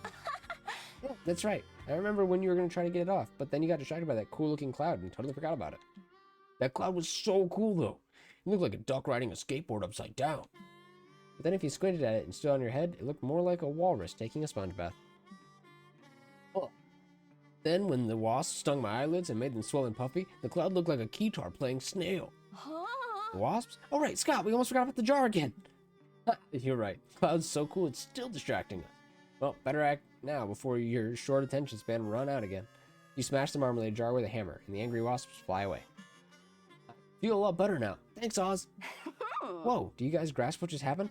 Oz wished and the shooting star for Scott to be freed, and their wish came true. oh! You're right. Oz is like a star-wishing wizard. Lame. Their wish was bound to come true, though. It's a shame they didn't wish for something cooler, like 3 matching aquatic bikes or something. Whoa, you're right. That would have been a really cool wish. Oh well, guess it's a missed opportunity. What a shame. You lose 2 hype, but gain 2 soul for being a good friend to Scott. Let's win this thing. Alright, still playing pretty safe, still doing pretty good. It's Bib's turn, so hopefully she comes back to the bathroom soon. To choose between the post-apocalyptic settlement, which could be a bit detrimental to our stamina, or could be, you know, beneficial to other things. Or a picnic spot, which could be good for our stamina. And all of our big changes are kind of lessened by Stu being here, which is nice. He wants us to take it nice and chill, which is always nice. Bend the law to your will and trust your luck. That's how we'll find the other layer, possibly. Could be fun. Where is Bibs at? Oh no. Might have to pick for her. The picnic is a nice, safe option, and probably something we can gain some soul at. Bibs likes picnics. We'll go there. Hopefully she's okay with it. Oh, why is the road so uneventful? Dang it, Polly. You're driving along like normal when you hear an inexplicable guitar riff, and there's suddenly a blue anteater in your car. Hey, it's me, Tubular Eddie, here to remind you that cool kids say no to gambling. Hey, congrats on the points pink team. I'll make sure to add those in as well. Remind you that cool kids say no to gambling. Whoa! Whoa, where'd you come from, bro? Don't think about it. Okay. Yep. Too late to talk to us about gambling, Eddie. We're on our way to the city of Vice to gamble right now. Looks like you'll never be cool kids. Oh no, whatever shall we do? Okay though, I'm headed to the city of Vice too, and I'd bet everything I own that I can talk you out of gambling when we get there. Why are you going to the city of Vice? Seems like the opposite of a place someone who hates gambling would want to go. Because I'm on a mission to teach the world that gambling is bad, and the city of Vice by far needs that advice the most. It's also where my favorite cocaine dealer does all his business. All the cool kids do coke. Huh. Are you sure about that? Good luck getting the denizens of the city of Vice to give up gambling. You'd have better luck talking the merfolk into moving to the Sahara. I know, it'll be a difficult task, but I've got a funny feeling my luck's about to turn around. Zoe, you're as good at giving advice as I am at radical skateboard tricks. Can you think of a creative way to convince a bunch of gambling addicts to give up the incredible rush of gambling? They gamble to end all gambles, get the gamblers to gamble on how long they can go without gambling. Are they gambling if they gamble about not gambling? Give them a baby to raise collectively. The power of responsible parenting will push them in the right direction. Yeah, that's not always true. Fortunately. Wish that were how the world worked, but I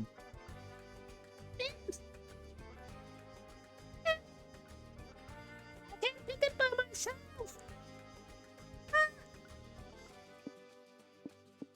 The option is purple. I can't pick it for myself. No, I'm tempted to because I really like purple. I'm gonna play with my soundboard for a second until Bibs gets back. That's a funny one. I wish I had more like reason to play this one.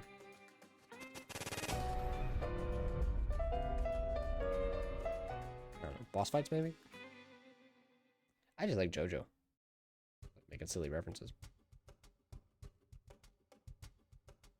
Realistically, I'm just putting all these things in here, testing them out, seeing if I like them, so that I can eventually decide what sounds are going to go in sound alerts, so that both sound alerts and my soundboard have matching sounds. But I gotta pick which of these I like. I'm probably going to keep the Taco Bell one, because that's too good. Like, that's classic. That's already, like, programmed into my brain. That just happens sometimes. I just hear that little sound file in the back of my brain. Rango, what are you barking at? Puppy? I do not appreciate your barking. I do like you, though. Come here. Come here. Scratch my head for a second. I need your help picking an option. Because it's your turn, and I feel bad. Okay.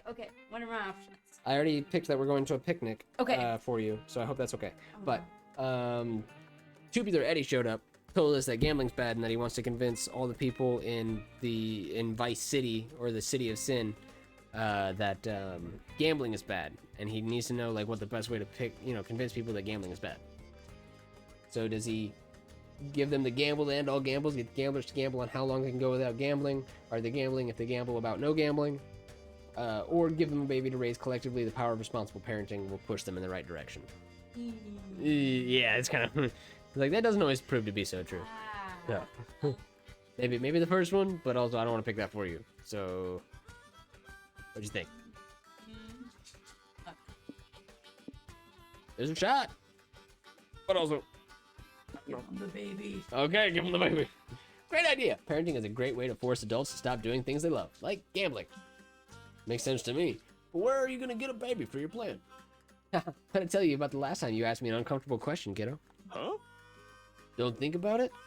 Exactly. See you at the City of Vice. Later at the City of Vice, 20-something people are in a casino lobby discussing the strange letters they received telling them to gather here. Hey, gambling addicts, I'm Tubular Eddie, and I've brought you all here to award you a collective 10 million bucks for being the best gamblers in all the City of Vice. You can take the money and run, or you can spin the wheel of misfortune for a chance to triple your payout. There's a sliver of a chance we'd win $30 million, the addicts asked. We're doing that, obviously. Eddie spins the wheel. It looks like it might stop on the 30 million payout slice, but at the last minute, it flips to a baby. No, baby. Congrats, you all lost $10 million, and now you have to collectively raise this child to be a responsible adult. No fucking way we're doing that. Bet you can. You bet? You're on. The addicts throw themselves into raising the child. They're so busy parenting that they don't even have time to go to casinos. They become much healthier for it. The joys of parenting also bring the former addicts together. They fall deeply, mutually in love, and also have group sex now. Their lives are forever changed, and you made off with 3 soul for your help, but you lose 3 hype for choosing parental responsibility over the fun of gambling. Alright, so we have to be careful with our hype and our money for a little bit, but we're okay. We're okay. The sun is shining, the birds are singing, and the ants are eagerly anticipating eating your scraps. Oh, the What a perfect day for a picnic. You've gotten your picnic basket and your checkered blanket. All that remains is deciding what to do now that you're here. Have a nice picnic, crash other picnics, or play fetch. Have a nice picnic? Awesome. You got the picnic basket of food, you've got the nice day, and you've got the friends to enjoy it with. You just need to decide where to spread your checkered blanket. Let's do it! Don't worry, guys. I know the perfect picnic spot. We learned all about this in Monster Scouts. The first step is to make sure your spot has nobody else's pee on it, because it's rude to picnic on a spot someone already claimed. The perfect picnic is also best enjoyed with 3 to 6 friends. Good thing we're somewhere in that number. Let's look for a place on a high hill with good air. I'll lick my fingers to test the wind while we walk. I've seen people do it in movies. Whatever you say, bud. I'll just follow you around until you find a place we can sit. You indulge Scott in his picnic spot hunting antics. He finally finds a patch of grass deemed suitable, and you dig into sandwiches and potato salad. Oh no! I forgot the most important step of finding a picnic spot. Bear-proofing the surrounding area. huh? Whoa, is that a bear with a gun? That's my second favorite excuse for how I died. Oh no, this bear isn't just stealing the picnic, it's robbing the picnic. This is a stick-up. You can have the picnic, Mr. Bear. We don't want any trouble. The bear doesn't seem sold on those terms. He gestures the gun at Polly's bottle of honeymead. No way, Boo. Yeah, I kind of expected him to become a gambling addict as well. That's a fair point, Tamar. That could have been awful, but that's not how it worked out. What, do you want to steal my booze too? No way, Winnie the party pooper. Over Zoe's dead body. You're not willing to die for mead. Intercede and save the day before this bear lights you all up.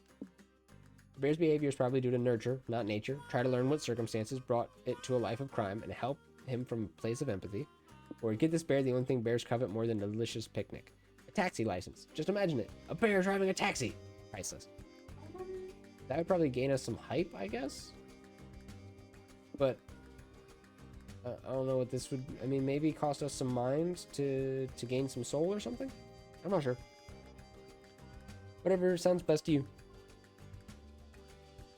Dude's here to help it be too, you know, from being too bad. He reduces all changes by 1. So, nothing that'll kill us. Yeah, alright. You are a taxi license for 2 money. You offer it to the bear. And he runs off with it. Hooray! You gain 2 hype for surviving that encounter so smoothly. Huh. Yeah, that's fair. I'm glad that worked, but I have this weird feeling that our actions are gonna have consequences.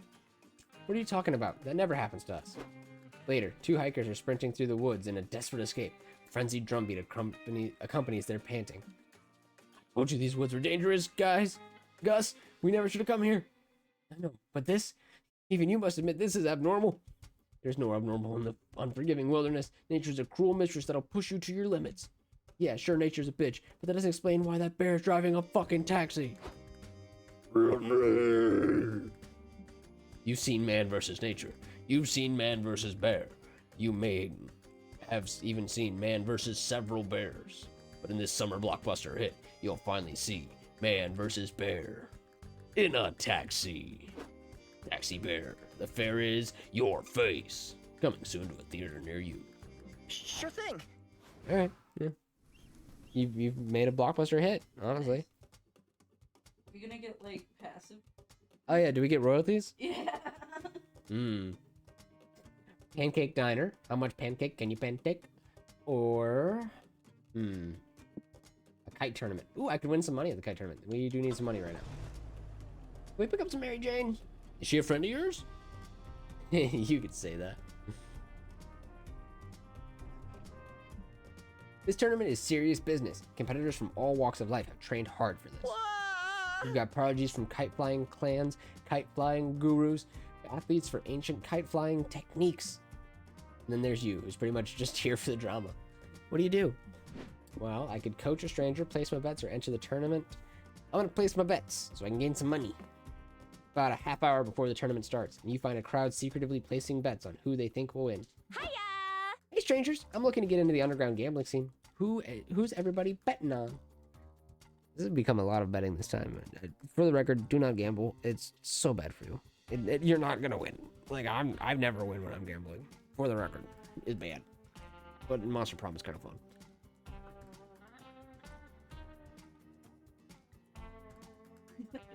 Yeah, I was like. I'm putting my money on Chio, the lonesome kite. There's one gambler. He's a master swordsman. What's being a swordsman have to do with being a good kite flyer?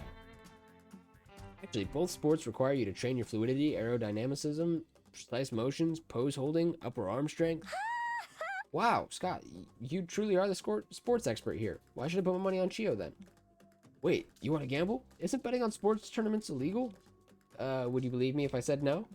Sure. Then it's not. Okay, well, I wouldn't bet on Chio. If I had to pick, I would narrow it down to these two competitors. I'd say one of them will win the tournament for sure. Nice. Sweet. Then let's bet on, the Kite Knight. Valiant kite hero. Favorite of the masses. Predictable winner of all of this.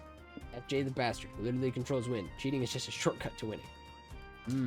So either way, we're going to gain money, but this is probably going to cost me soul. Whereas this might... I don't know what else. I mean, maybe hype because it's predictable. That's fine. We got a little bit right now. Tournament starts and the Kite Knight takes the stage and addresses the crowd. Dedicate my competition today to my mother. If I win, I'll use my prize money to pay for her life-saving medical procedures. Go, team! Oh, Kite Knight! Your plucky optimism and tragic backstory tug on my heartstrings and make you easy to root for. Unfortunately, the Kite Knight is paired to fight her sworn nemesis, the Kite Nightmare. We meet again, Kite Nightmare. I know we've been kite-flying rivals ever since we were kids, but I hope we can put that behind us. Of course. I promise a fair fight, with no sudden betrayals, said Kite Nightmare, while crossing his fingers behind his back. 5 minutes later. Kite Nightmare, you fiend! How dare you sabotage my kite right before the big match? No, there's no way Kite Knight can win now. Wait, is that... Mom, you put off your life-saving surgery to see my big match.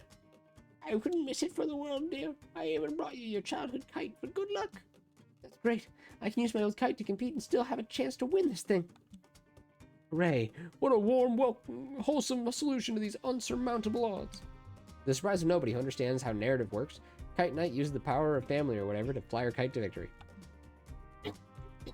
You lose 2 hype for betting on the most predictable winner, but hey, she won, so you win 2 money. I've memorized the wiki. Okay. Of course I do. So now we're at a safer point where we can kind of spend anything again. We can go to the shopping mall or we can go to a LARP. Let's go to a LARP. Woohoo! Unfair! Shit, I'm late for my lifeguard shift. Of course you are, Stu. Wow, this LARP is crawling with humans. Real, actual humans. That's weird. This must be one of those areas where the dimensional fabric between the human and monster realms is starting to tear. Strangely, the humans aren't screaming or grabbing pitchforks, which goes against all you know about their thoughts on monsters. Stay still, Scott. They must think your fellow humans dressed up for the LARP. Fine by you. Their ignorance is your bliss. Since you're here, what LARP activity are you interested in trying? PvP, GM, or NPC? NPC could be the safest option. We could lose our mind as an NPC, but we have a little bit of mind. I could also see a GM losing his mind. That is often my experience. NPC. You're ready to get your medieval costumes and meat on. You just need to buy tickets. They only cost 75 bucks. Just to stand in the hot sun with a wooden sword all day? God, nerds will pay for anything. If the tickets are too pricey for you, you could get in free if you fill in for some of our NPCs who didn't show up today, the ticket seller offers. Polly, I have a question. Polly was an NPC. A non-player character. They have no real autonomy and only exist to interact with the player characters and make the game interesting. Oh, Polly, are we NPCs? I try not to think about it. Naughty. Anyway, let's do this. Do you have any openings for a sexy barmaid NPC who occasionally drips liquor on her lavish bosoms? No, we don't have anything like that. Oh, I got it. Can I be Abraham Lincoln NPC? I heard he had a cool hat. What? No, sorry, you gotta choose something off the available NPC list. Fine. Zoe, what NPCs should we be? Random NPCs who sit in the same spot all day and repeat the same sentence again and again when interacted with? Sounds chill. Merchants who imprint arcane glyphs to imbue weapons with strange powers. You can give your sword an edge in battle. Wink. Alright, you're gonna be the enchanting swordsmith. You, Polly, and Scott set up your shop. It doesn't take long for players to arrive. Well met, merchants. What wares have you for a gang of fearless adventurers? Nice. We've got that good shit. Magic. Scott, give him a glyph. Ooh, I'll take a glyph that gives me a bonus to my performance skill. Or do you have one that lets me cast fire spells? Nope, but I'll give you the best glyph I know. It's also the only one I know. Scott draws an arcane glyph on the vampire's dagger and magic marker. With this glyph, your dagger has gained the powerful skill of Portuguese. Wait, what? Why would we want a dagger that speaks Portuguese? It doesn't speak Portuguese, silly. Weapons can't talk. It just understands Portuguese now. Huh. Okay then. You have any upgrades for my sword? I've got the weapon enhancing potion for you, boo. Watch my alchemy at work. Polly pulls out a jar of mayonnaise and slides the sword in thick white goo. Voila! Your sword is now imbued with a potion of mayo. Gives your sword the power to taste like mayo. What's the point of that? Classic. Think of the joke potential next time you're in a duel. You'll be all, taste my sword, villain, and they'll be all like, why the fuck does it taste like mayo? Classic. What? That'll be 2 money. No need to thank us. They do not thank you, which sucks, because you spent 2 magic manifesting that glyph and producing that potion. Fucking ungrateful humans. Alright, we're doing good. Got a lot of soul right now. Just choose one thing. You can do it. This is an interesting position for the bird on the tree suit. That's a good point. That is a good point. What's he doing there? Also, the question is it a real bird or is like a real bird coming to investigate Scott's outfit, or is that just a bird, a part of the costume? I don't know. I don't want to look into it too hard. I'm up first. I'm gonna go to the info board so I can try to guarantee something up ahead. Some time to update my fanfic. You want to talk to Stu or go to the noodle stand? Go to the car? Talk to Polly and Scott? You can be careful planner or a quick planner there, I believe. I don't remember exactly what it means, but go to the car. Risky for the biscuit. Let's choose wisely. Oddly shaped bird for sure. Yeah. I think Scott made that. I know how that goes. I know how that goes. Cautious planner or risky traveler? Cautious planner. Good call. We get some hype up Is this and going some well? soul down. I'm okay. Balances out your lowest and your highest stat. Okay, that's still not bad though, because we have 19 soul. Yep, and we're gonna continue to pump it. I'm gonna pick a location that can potentially get it. Oh, so those two have 2 negative soul things, so we'll just go to the circus, which doesn't have that. Yeah, okay. That sounds fair. In worst case situation, hopefully we get something that gains soul. We got Stu here to make it a little safer, a little easier to get there, which is great for think I'm a ready. hugging friends run, honestly. And Zoe's up first. You're up first, Bibs. Shady property, which can gain soul in 2 ways, or a cheap motel, which we have no idea. Property, it's spooky season. Hell yeah! That said specifically trick or treat. If I drink grass, would I become a car? Why do you want to become a car anyway? No, Scott, you would not turn into a car if you drank gas. It seems like exactly the sort of place you shouldn't visit. What can go Which wrong? naturally is exactly why you have to visit it. Horror movie logic for the win. Big question now is how you'd like to enter the premises. What's it gonna be? Break into the basement. Just knock on the door, goddammit. Or check out the backyard first. Knock on the door, goddammit. You knock on the front door. No answer. Maybe no one's home? Unlikely. There are too many loud chainsaw noises for the house to be empty. Scott turns the doorknob. Turns out the door wasn't locked. As soon as it opened, a bloody man with duct tape over his mouth runs into the night. No, wait, god damn it. That's the third one this week. I leave for 5 seconds to find my lucky butcher knife. Butcher knife? Was he your dinner guest? If by dinner you mean murder and by guest you mean victim, then sure. That's too much word replacing for me, but listen. If you want your guest to stay for dinner, you gotta up your game, bro. You're damn right, Scott. It seems our friend here needs a crash course in host etiquette. Yeah, like maybe put some extra lighting in your front room here and clean up the ketchup stains all over the floor. That'll make your guests feel welcome and safe. So you're saying that by being a better host, I can get my guests to stay for dinner? Yep, perfect plan. What's the best way to transform Jerry the grizzly serial killer into Jerry the hostess with the mostest? A good host always treats their guests, teach Jerry how to cook a dessert to die for, or give Jerry your best jigsaw puzzle so he can keep his guests hooked forever.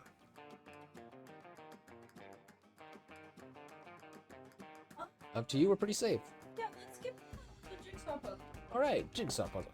You give Jerry your favorite puzzle. You lose 4 hype for not being able to complete it, but anything to help out a neighbor in need. A few nights later, screams are once again emanating from Jerry's house. A terrified couple runs from room to room, covered in blood, trying to escape. I think he's gone. God, this is a nightmare, cries the woman. How did I let you talk me into going to a dinner party at Jerry's? I can't believe you killed everyone, the man weeps. Even Carl. His wife has a baby on the way. You can find us at any moment. Help me break open a window so we can get out of here. My gushing head wound is really starting to sting. I'm not finding any blunt objects in here. Just old newspaper and moldy socks and... Wait, is that a half-finished jigsaw puzzle on the ground? Who cares? We don't have time to study a puzzle of stupid pack of wolves. We need to get to the car. Wait, did you say wolves? This puzzle is obviously depicting a pack of jaguars. No, jaguars don't hunt and pack. It's wolves, you idiot. Jaguars. Wolves. Jaguars. What's up, guys? I can hear you shouting all the way across the house. You like my puzzle? My friend Zoe gave it to me. They're a kind soul. Gained +4. Now let's find out how many pieces I can turn you guys into. For those at home who are curious, the completed puzzle was actually a bowl of fruit. Come on, remember your driving lessons. I'm glad they clarify. Even if it's a bit confusing. The circus, which is the one I picked to be kind of safe.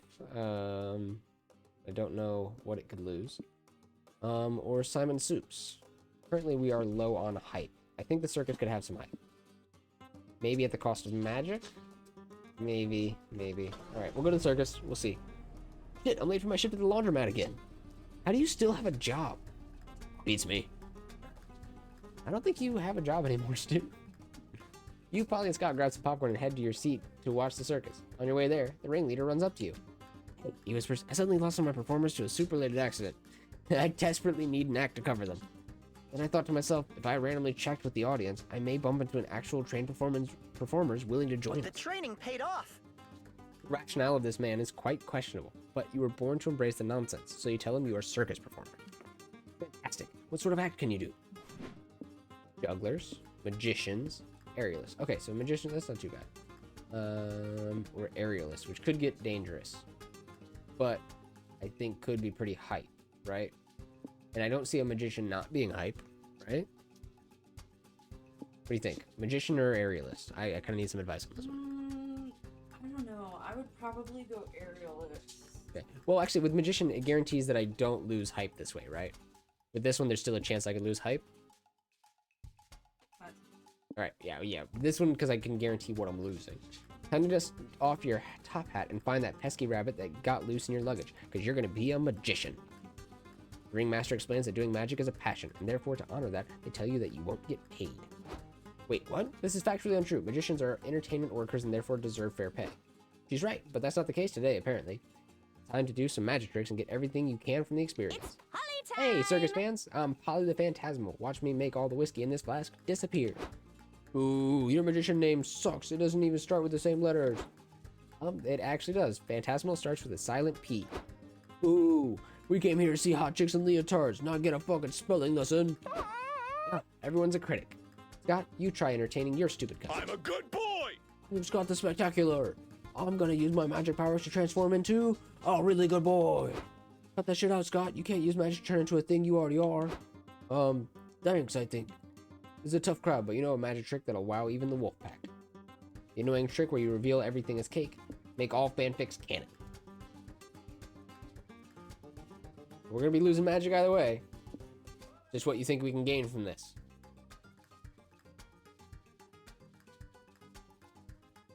I can see this gaining hype, maybe. Maybe this one gains stamina because it gives us a bunch of cakes. I'm not sure. Up to you. On my pick. Oh, that's right. Shoot, it's not. I'm gonna make all fanfics canon. Fuck it. We invite the audience to bring their fanfics forward to be magically canonized. Okay, one man says. Here's some fan art I drew of a famous grumpy cat from a beloved newspaper comic, reimagined as a hot goth girl. Cool. Now I just say the 4 magic words, and boom, it's canon. Me next, a teenage girl says. Here's a fanfic I wrote about the same grumpy cat, but he's secretly an eldritch horror slowly devouring his owner's mind. Ooh, spooky. Consider it canon. What about mine? An old man asked. I have a web series where I reimagine that grumpy cat cartoon strip without the cat entirely. My creation, the cat's owner is just talking to thin air, making him look like an incredibly lonely and unhinged person. Geez, that's depressing as fuck, but now it's canon. Wait, but that means the grumpy cat is a hot goth girl in eldritch horror and doesn't exist all at once. That's impossible. Don't worry, if there's ever a contradiction in a story, just remember the golden rule. A wizard did it! And today, that wizard is Oz. That makes sense. Can you canonize my fan theory, someone else asked? I have a headcanon that the earth is actually flat. Everybody's got a bunch of annoying evidence to the contrary, but with your magic, we could make a canon. Huh. No, we're not doing that. Oh, man. Well, everyone but that guy is super hype about your trick, so we'll call it a success. All right, cool, we recovered the hype. Let's win this. Now we gotta recover magic. If you see a chance. The Battle Royale, we could gain some more hype, or take some chances. Or at the Fancy Motel, we could just take some chances. Could gain some soul there, maybe. Could gain some stamina. Could lose any number of things. Gotta make sure not to spend any magic. Gas or magic. So, no driving the car, no casting spells. Alright. Welcome to the Battle Royale, where there are only 2 rules. Kill or be killed. I'm already dead. Stopping to visit the place where everyone's murdering each other was a sort of questionable decision on your part. But it's too late to leave now. So, how will you survive? Will you make strong alliances, fucking hide, or go berserk? Some tough choices here for sure. I think strong alliances could maybe, if any of them, would be the one that's good for like soul or mind. Fucking hide could probably be bad for hype, but could keep you safe. All right. You and your friends are walking around the Battle Royale, doing your best not to get murdered, when you run into your friend Dahlia. Hey, you guys, I didn't know you were gonna be at the Battle Royale. Glad we got to say hi before I had to brutally murder you all. Huh. Why would you murder us, bro? Aren't we friends? I'd rather team up with you than be killed by you. Of course we're friends, but there's no team in a Battle Royale. I'll stop at nothing to win. Attention everyone, someone announces over a loudspeaker. We'll now be implementing a new rule. Partner battles! Everyone find a partner and kill as many people as you can together until you're the last group standing. Good luck. Well, looks like we can do teams now. That's cool. But which of you would strategically be the best to pair up with? Scott's obviously got the brawn, but Polly's got a clear advantage from me being unre-killable. I think I'll go with... Dahlia Aquino! It is I, Batnus, the obvious protagonist of this Battle Royale scenario. Here to ally with you in my hour of need. We'll be unstoppable with your incredible killing physique, my plot armor, and our palpable romantic subplot energy. By combining our forces, we're sure to win the battle and take down the government in the meantime. Oh, sick, I'm good with that. See you on the other side, losers. Damn. Okay, guess Dahlia's out of the equation, which means this is one of these situations where you choose between Polly or Scott. Prank masters Oh, bad news, for boo. life. Scott and I already paired up with each other. Prank masters for life. Great, time to get desperate. You see 2 lone people still searching for someone. Snag one of them quick. The jolly guy who seems to spend a fuck ton on cosmetics. Someone who has invested so much into this bullshit probably knows a thing or two. Or that brooding, aloof bastard that looks like she's seen too much. She literally has a visible, pulsating aura, so that must mean something. You pick. Ooh. So this one we took some chances, right? So I think this could potentially cost us magic or mind. I don't know. But it could be really cool. This is more likely to cost us money or hype, probably. Let's go. Second one, brooding aloof bastard. Fair enough. Worst case situation, we lose. Oh, damn. Your new partner accepts your presence with a dismissive eye roll. Fine. I guess if I have to partner with someone to win, it might as well be you. But if we're gonna win this, I need you to commit. I won't let you be a burden on my power. I'll teach you how I access my dark magic, but be warned, the path to power is a dark, twisted, lonely road. The only road I've ever known. Magic this powerful and edgy doesn't come for free. You'll be a powerhouse, sure, able to bend the universe to your will, but at what cost? Cost of listening to this broody bullshit for an hour? Maybe. Well, at least the training she gives you teaches you 4 magic. Oh, you gained magic. Hell yeah. Hey, there's Zoe. I'll just sever their windpipe with a well-fired arrow for the resistance. You stop Badness's arrow in midair with your mind. Your resistance is futile, you say. As futile as a search for happiness in this wretched world. Yes, you've learned well. You know the truth now. Magic is power, and power is loneliness. Abandon your puny peers. Dreams, optimism, friendship, terror, wearing bright colors. It's all just a distraction from true power. Wow, geez. Edgelord much? I just wanted to come here and murder people for fun. Not get all sad and junk. Yeah, no wait.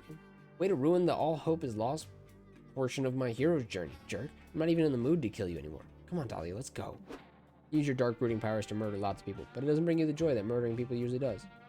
Was learning magic really worth the cost of spending an afternoon with the physical embodiment of a 14-year-old's dark poetry book? You lose 4 height. That's fine, we just gained that up, so Sure, it was safe. I'll try for a bit. See if I can gain it back. Or gain some soul, which would be really nice. Gain some hype there, probably at the cost of something. Or we can gain some hype there. Alright, alright. Movie set or secluded village. I think we're maybe less likely to lose soul this way. I think, if I remember some of these locations correctly. I rarely do. Oh crap, and there's a roadblock. Drive past an empty field where you see your friend Valerie. She's counting a wad of cash and has a boat parked behind her. You're not secretly a cop, right? Whoa, what brings you guys to this usually abandoned location? You're not with the cops, are you? Huh. Nah, we're just passing through on our way to the city of Ice. Is that where you're headed? Nope, sounds fun though. I'm just out here doing shady shit. Met a guy here to sell some perfectly legal goods, but he didn't have enough cash to pay me up front, so he offered to give me his boat to make up the deficit. Check out this boat. I don't normally accept trades, but he was only 15 bucks short, and who am I to pass up a $15 boat? Nice. Nice. Got any fun plans for your new boat? Not yet. I'll probably sell it in the end, but I'd like to pull off at least one shady boat-themed scheme with it first. I'm not sure what I'll do yet, but I'll come up with something eventually. Doing shady shit is kind of my specialty. Hey, yours too. Here's a golden opportunity to impress your crime-inclined friend. Pick a scheme you could pull off with your new boat. Get into a life of piracy, selling illegal photo editing software to other vessels. Film a TV show where people sail with you into international waters to fulfill their most illegal dreams. Shit. Either way, seems like we're about to gain money for soul, but I can't quite tell. Hopefully we don't lose any height. We'll do this one. That sounds hilarious. I'm doing it. Thanks for the idea, Oz. You all continue on your road trip. Excited to watch this show one day. Which, thanks to the power of time skips, is today. Thanks for tuning in. Thank you for tuning in to the first episode of Maritime Scams. I'm your handsome host, the Interdimensional Prince. Nope, no you're not. This is my boat and my show. Crawl back into whatever portal you came from. Welcome to Maritime Scams. Everyone, I'm Valerie Oberlin, the actual host of Maritime Scams. Here with my friend Sadie. What crimes do you commit in international waters today, girl? I haven't actually decided yet. I might make some illegal collect calls. Maybe dabble in a little tax evasion. Both good options. What about you, sir? The man Valerie's speaking to looks up from the person he's currently stabbing in the chest. Tax evasion also. Meow. Cool. Let's move on to these two. Dimitri, Morty, what are you doing in international waters today? Butt stuff. We're actually here to smuggle some interdimensional artifacts on the dark side, but sure, we might do butt stuff, too, if there's time. I'm on this scheme too. Nobody does multi-dimensional smuggling or international waters butt stuff like the Interdimensional Prince. If you were allowed to do butt stuff on my boat. This is the pinnacle of reality television. It gives you 4 hype. You lose 4 soul. Okay, that's fine. That's fine. We'll get him back. We're giving Val the idea to enable all these weirdos to do crimes, though. I had a feeling we were going to lose some soul there either way. Unfortunately. Everyone, at some point, wonders what it's like to be a movie star. And and You still don't know action. what that's like. You're just a humble road tripper trespassing on a movie set. But this might be the closest you ever get to Hollywood, so make the most of it now. What do you do? Autograph, pillage the set buffet, or become extras.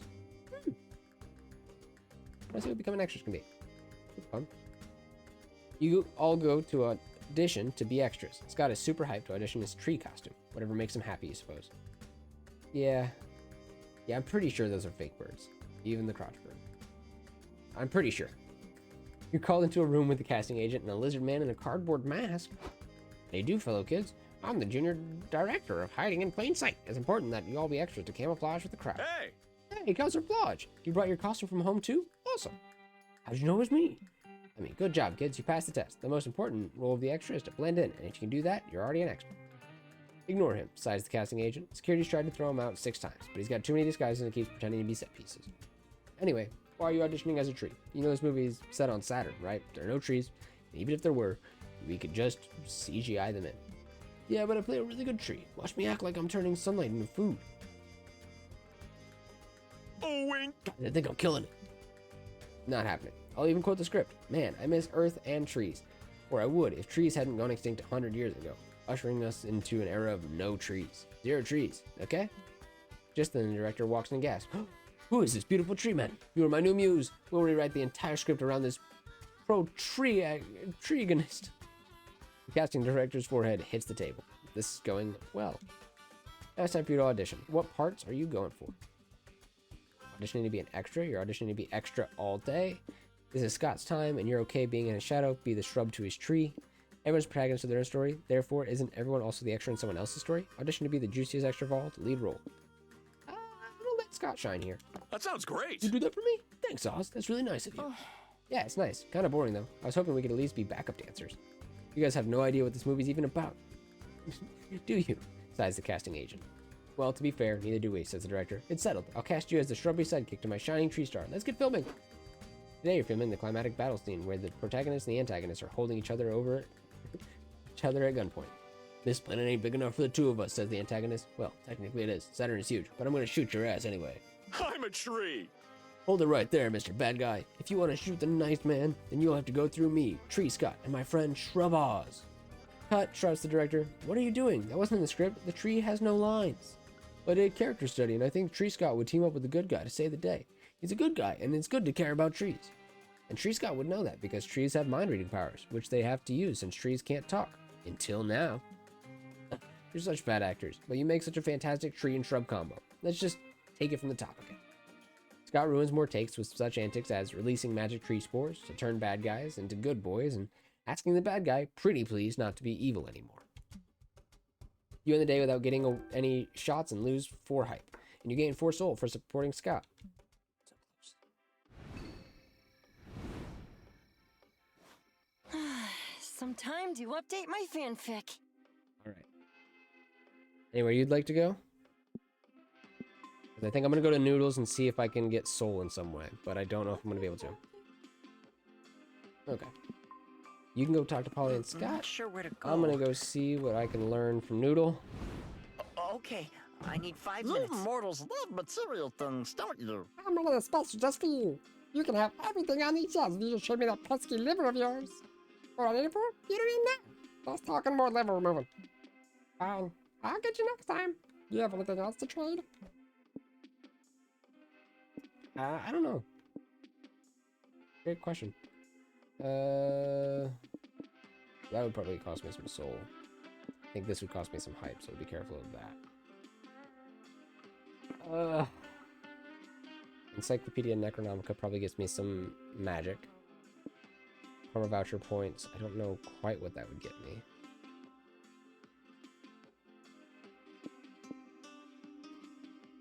Worth a shot though. I like turtles. Yes, I got soul.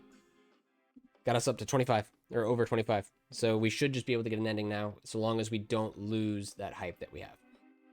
Excellent choice. Safe travels and remember the Noodle Swap Shop motto. No prison can hold me, no rules can govern me. I am Chaos Incarnate, and I know where you live. I've seen you dive. Enjoy your badges.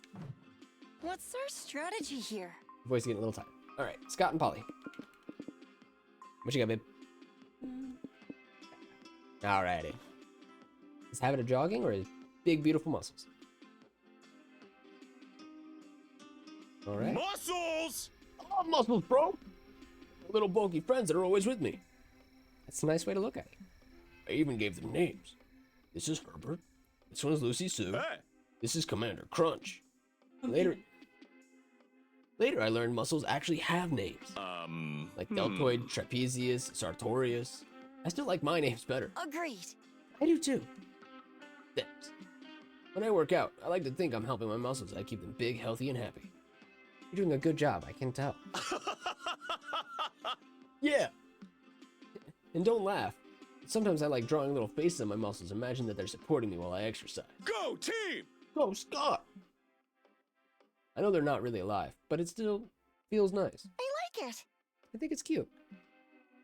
Scott looks at the stars. You look at Scott's muscles. All is right with him. Chaotic energy. Wherever the prank masters go, hijinks ensue. Can you handle the consequences of their mess? Next week, all resource gains and losses from events are increased by 1. That's fine, that's fine. Just be careful. Oh, no, fulfilled. So it might just go straight there. Yes! Thank God. Oh, high five. I was getting so tired and I was trying so hard not to show. Woo! Now we just get to see who gets the better ending of the two. Or if we didn't complete either condition, so we might just both get good endings. That's okay. I'm okay with that. Welcome to the city of vice. You indulge yourselves unapologetically. Gambling, parties, crimes, you name it. On the last night, you go all in. So much the next day you remember nothing.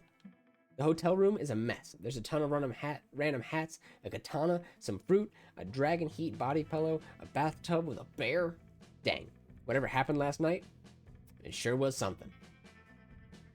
Damn. Pretty good. And that wasn't all. Yes, you did it. And what's more important, you did it together. This has been the ultimate feat of friendship and teamwork. And as such, your friendship has officially ascended to the next level. Yeah, you heard me right. Now your friendship is next level, so you Wasn't must sure do the I had it following in me. things. Come up with a very secret handshake only for the people present today. Alright, chat. Keep that in mind.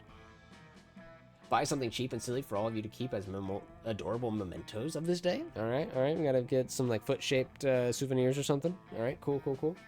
And if you write a review for this game, they help a lot. Include an ode to all the ways in which the other players were awesome and essential to the victory. And last but not least, promise you invite each other to your respective weddings if applicable. Best season ever. No, wait. You will ensure you will be each other's best man, maid of honor, distinguished guest. Fuck any previous meaningful relationships. This is the important one now. And you are forced to give the best speech ever for each other. You must be funny, intimate, emotive, and include at least 7 references to this epic road trip. And 3 inside jokes indecipherable to anyone who wasn't here today. Ultimate friendship. Nice.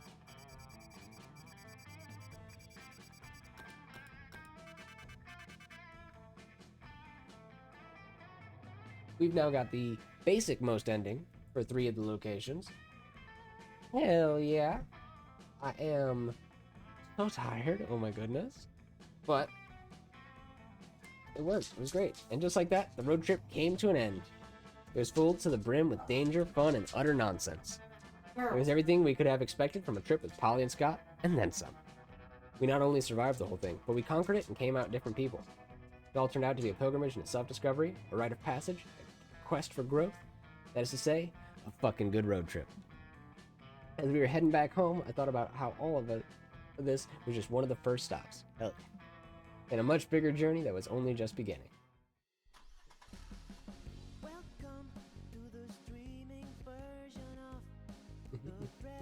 And of course, that's the streaming safe version. Thank you so much for coming and hanging out. That was so much longer than I expected it to be. I totally forget how long this game can go for. But with that being said, that will be our day. It is going to be everything. We have done some art, we have done some games, we've done many spooky, creepy times, and we are going to wrap it up for today. Say goodbye to Chat Freya. Yes, you can give me lots of kisses, thank you. Thank you, friends, for coming and hanging out. Bibs, would you like to say anything to chat before we head off? No, we are tired. All right. We're going to wrap up. Give you guys an outro. We'll catch you later. Get some rest. I will try to do the same. Bye-bye.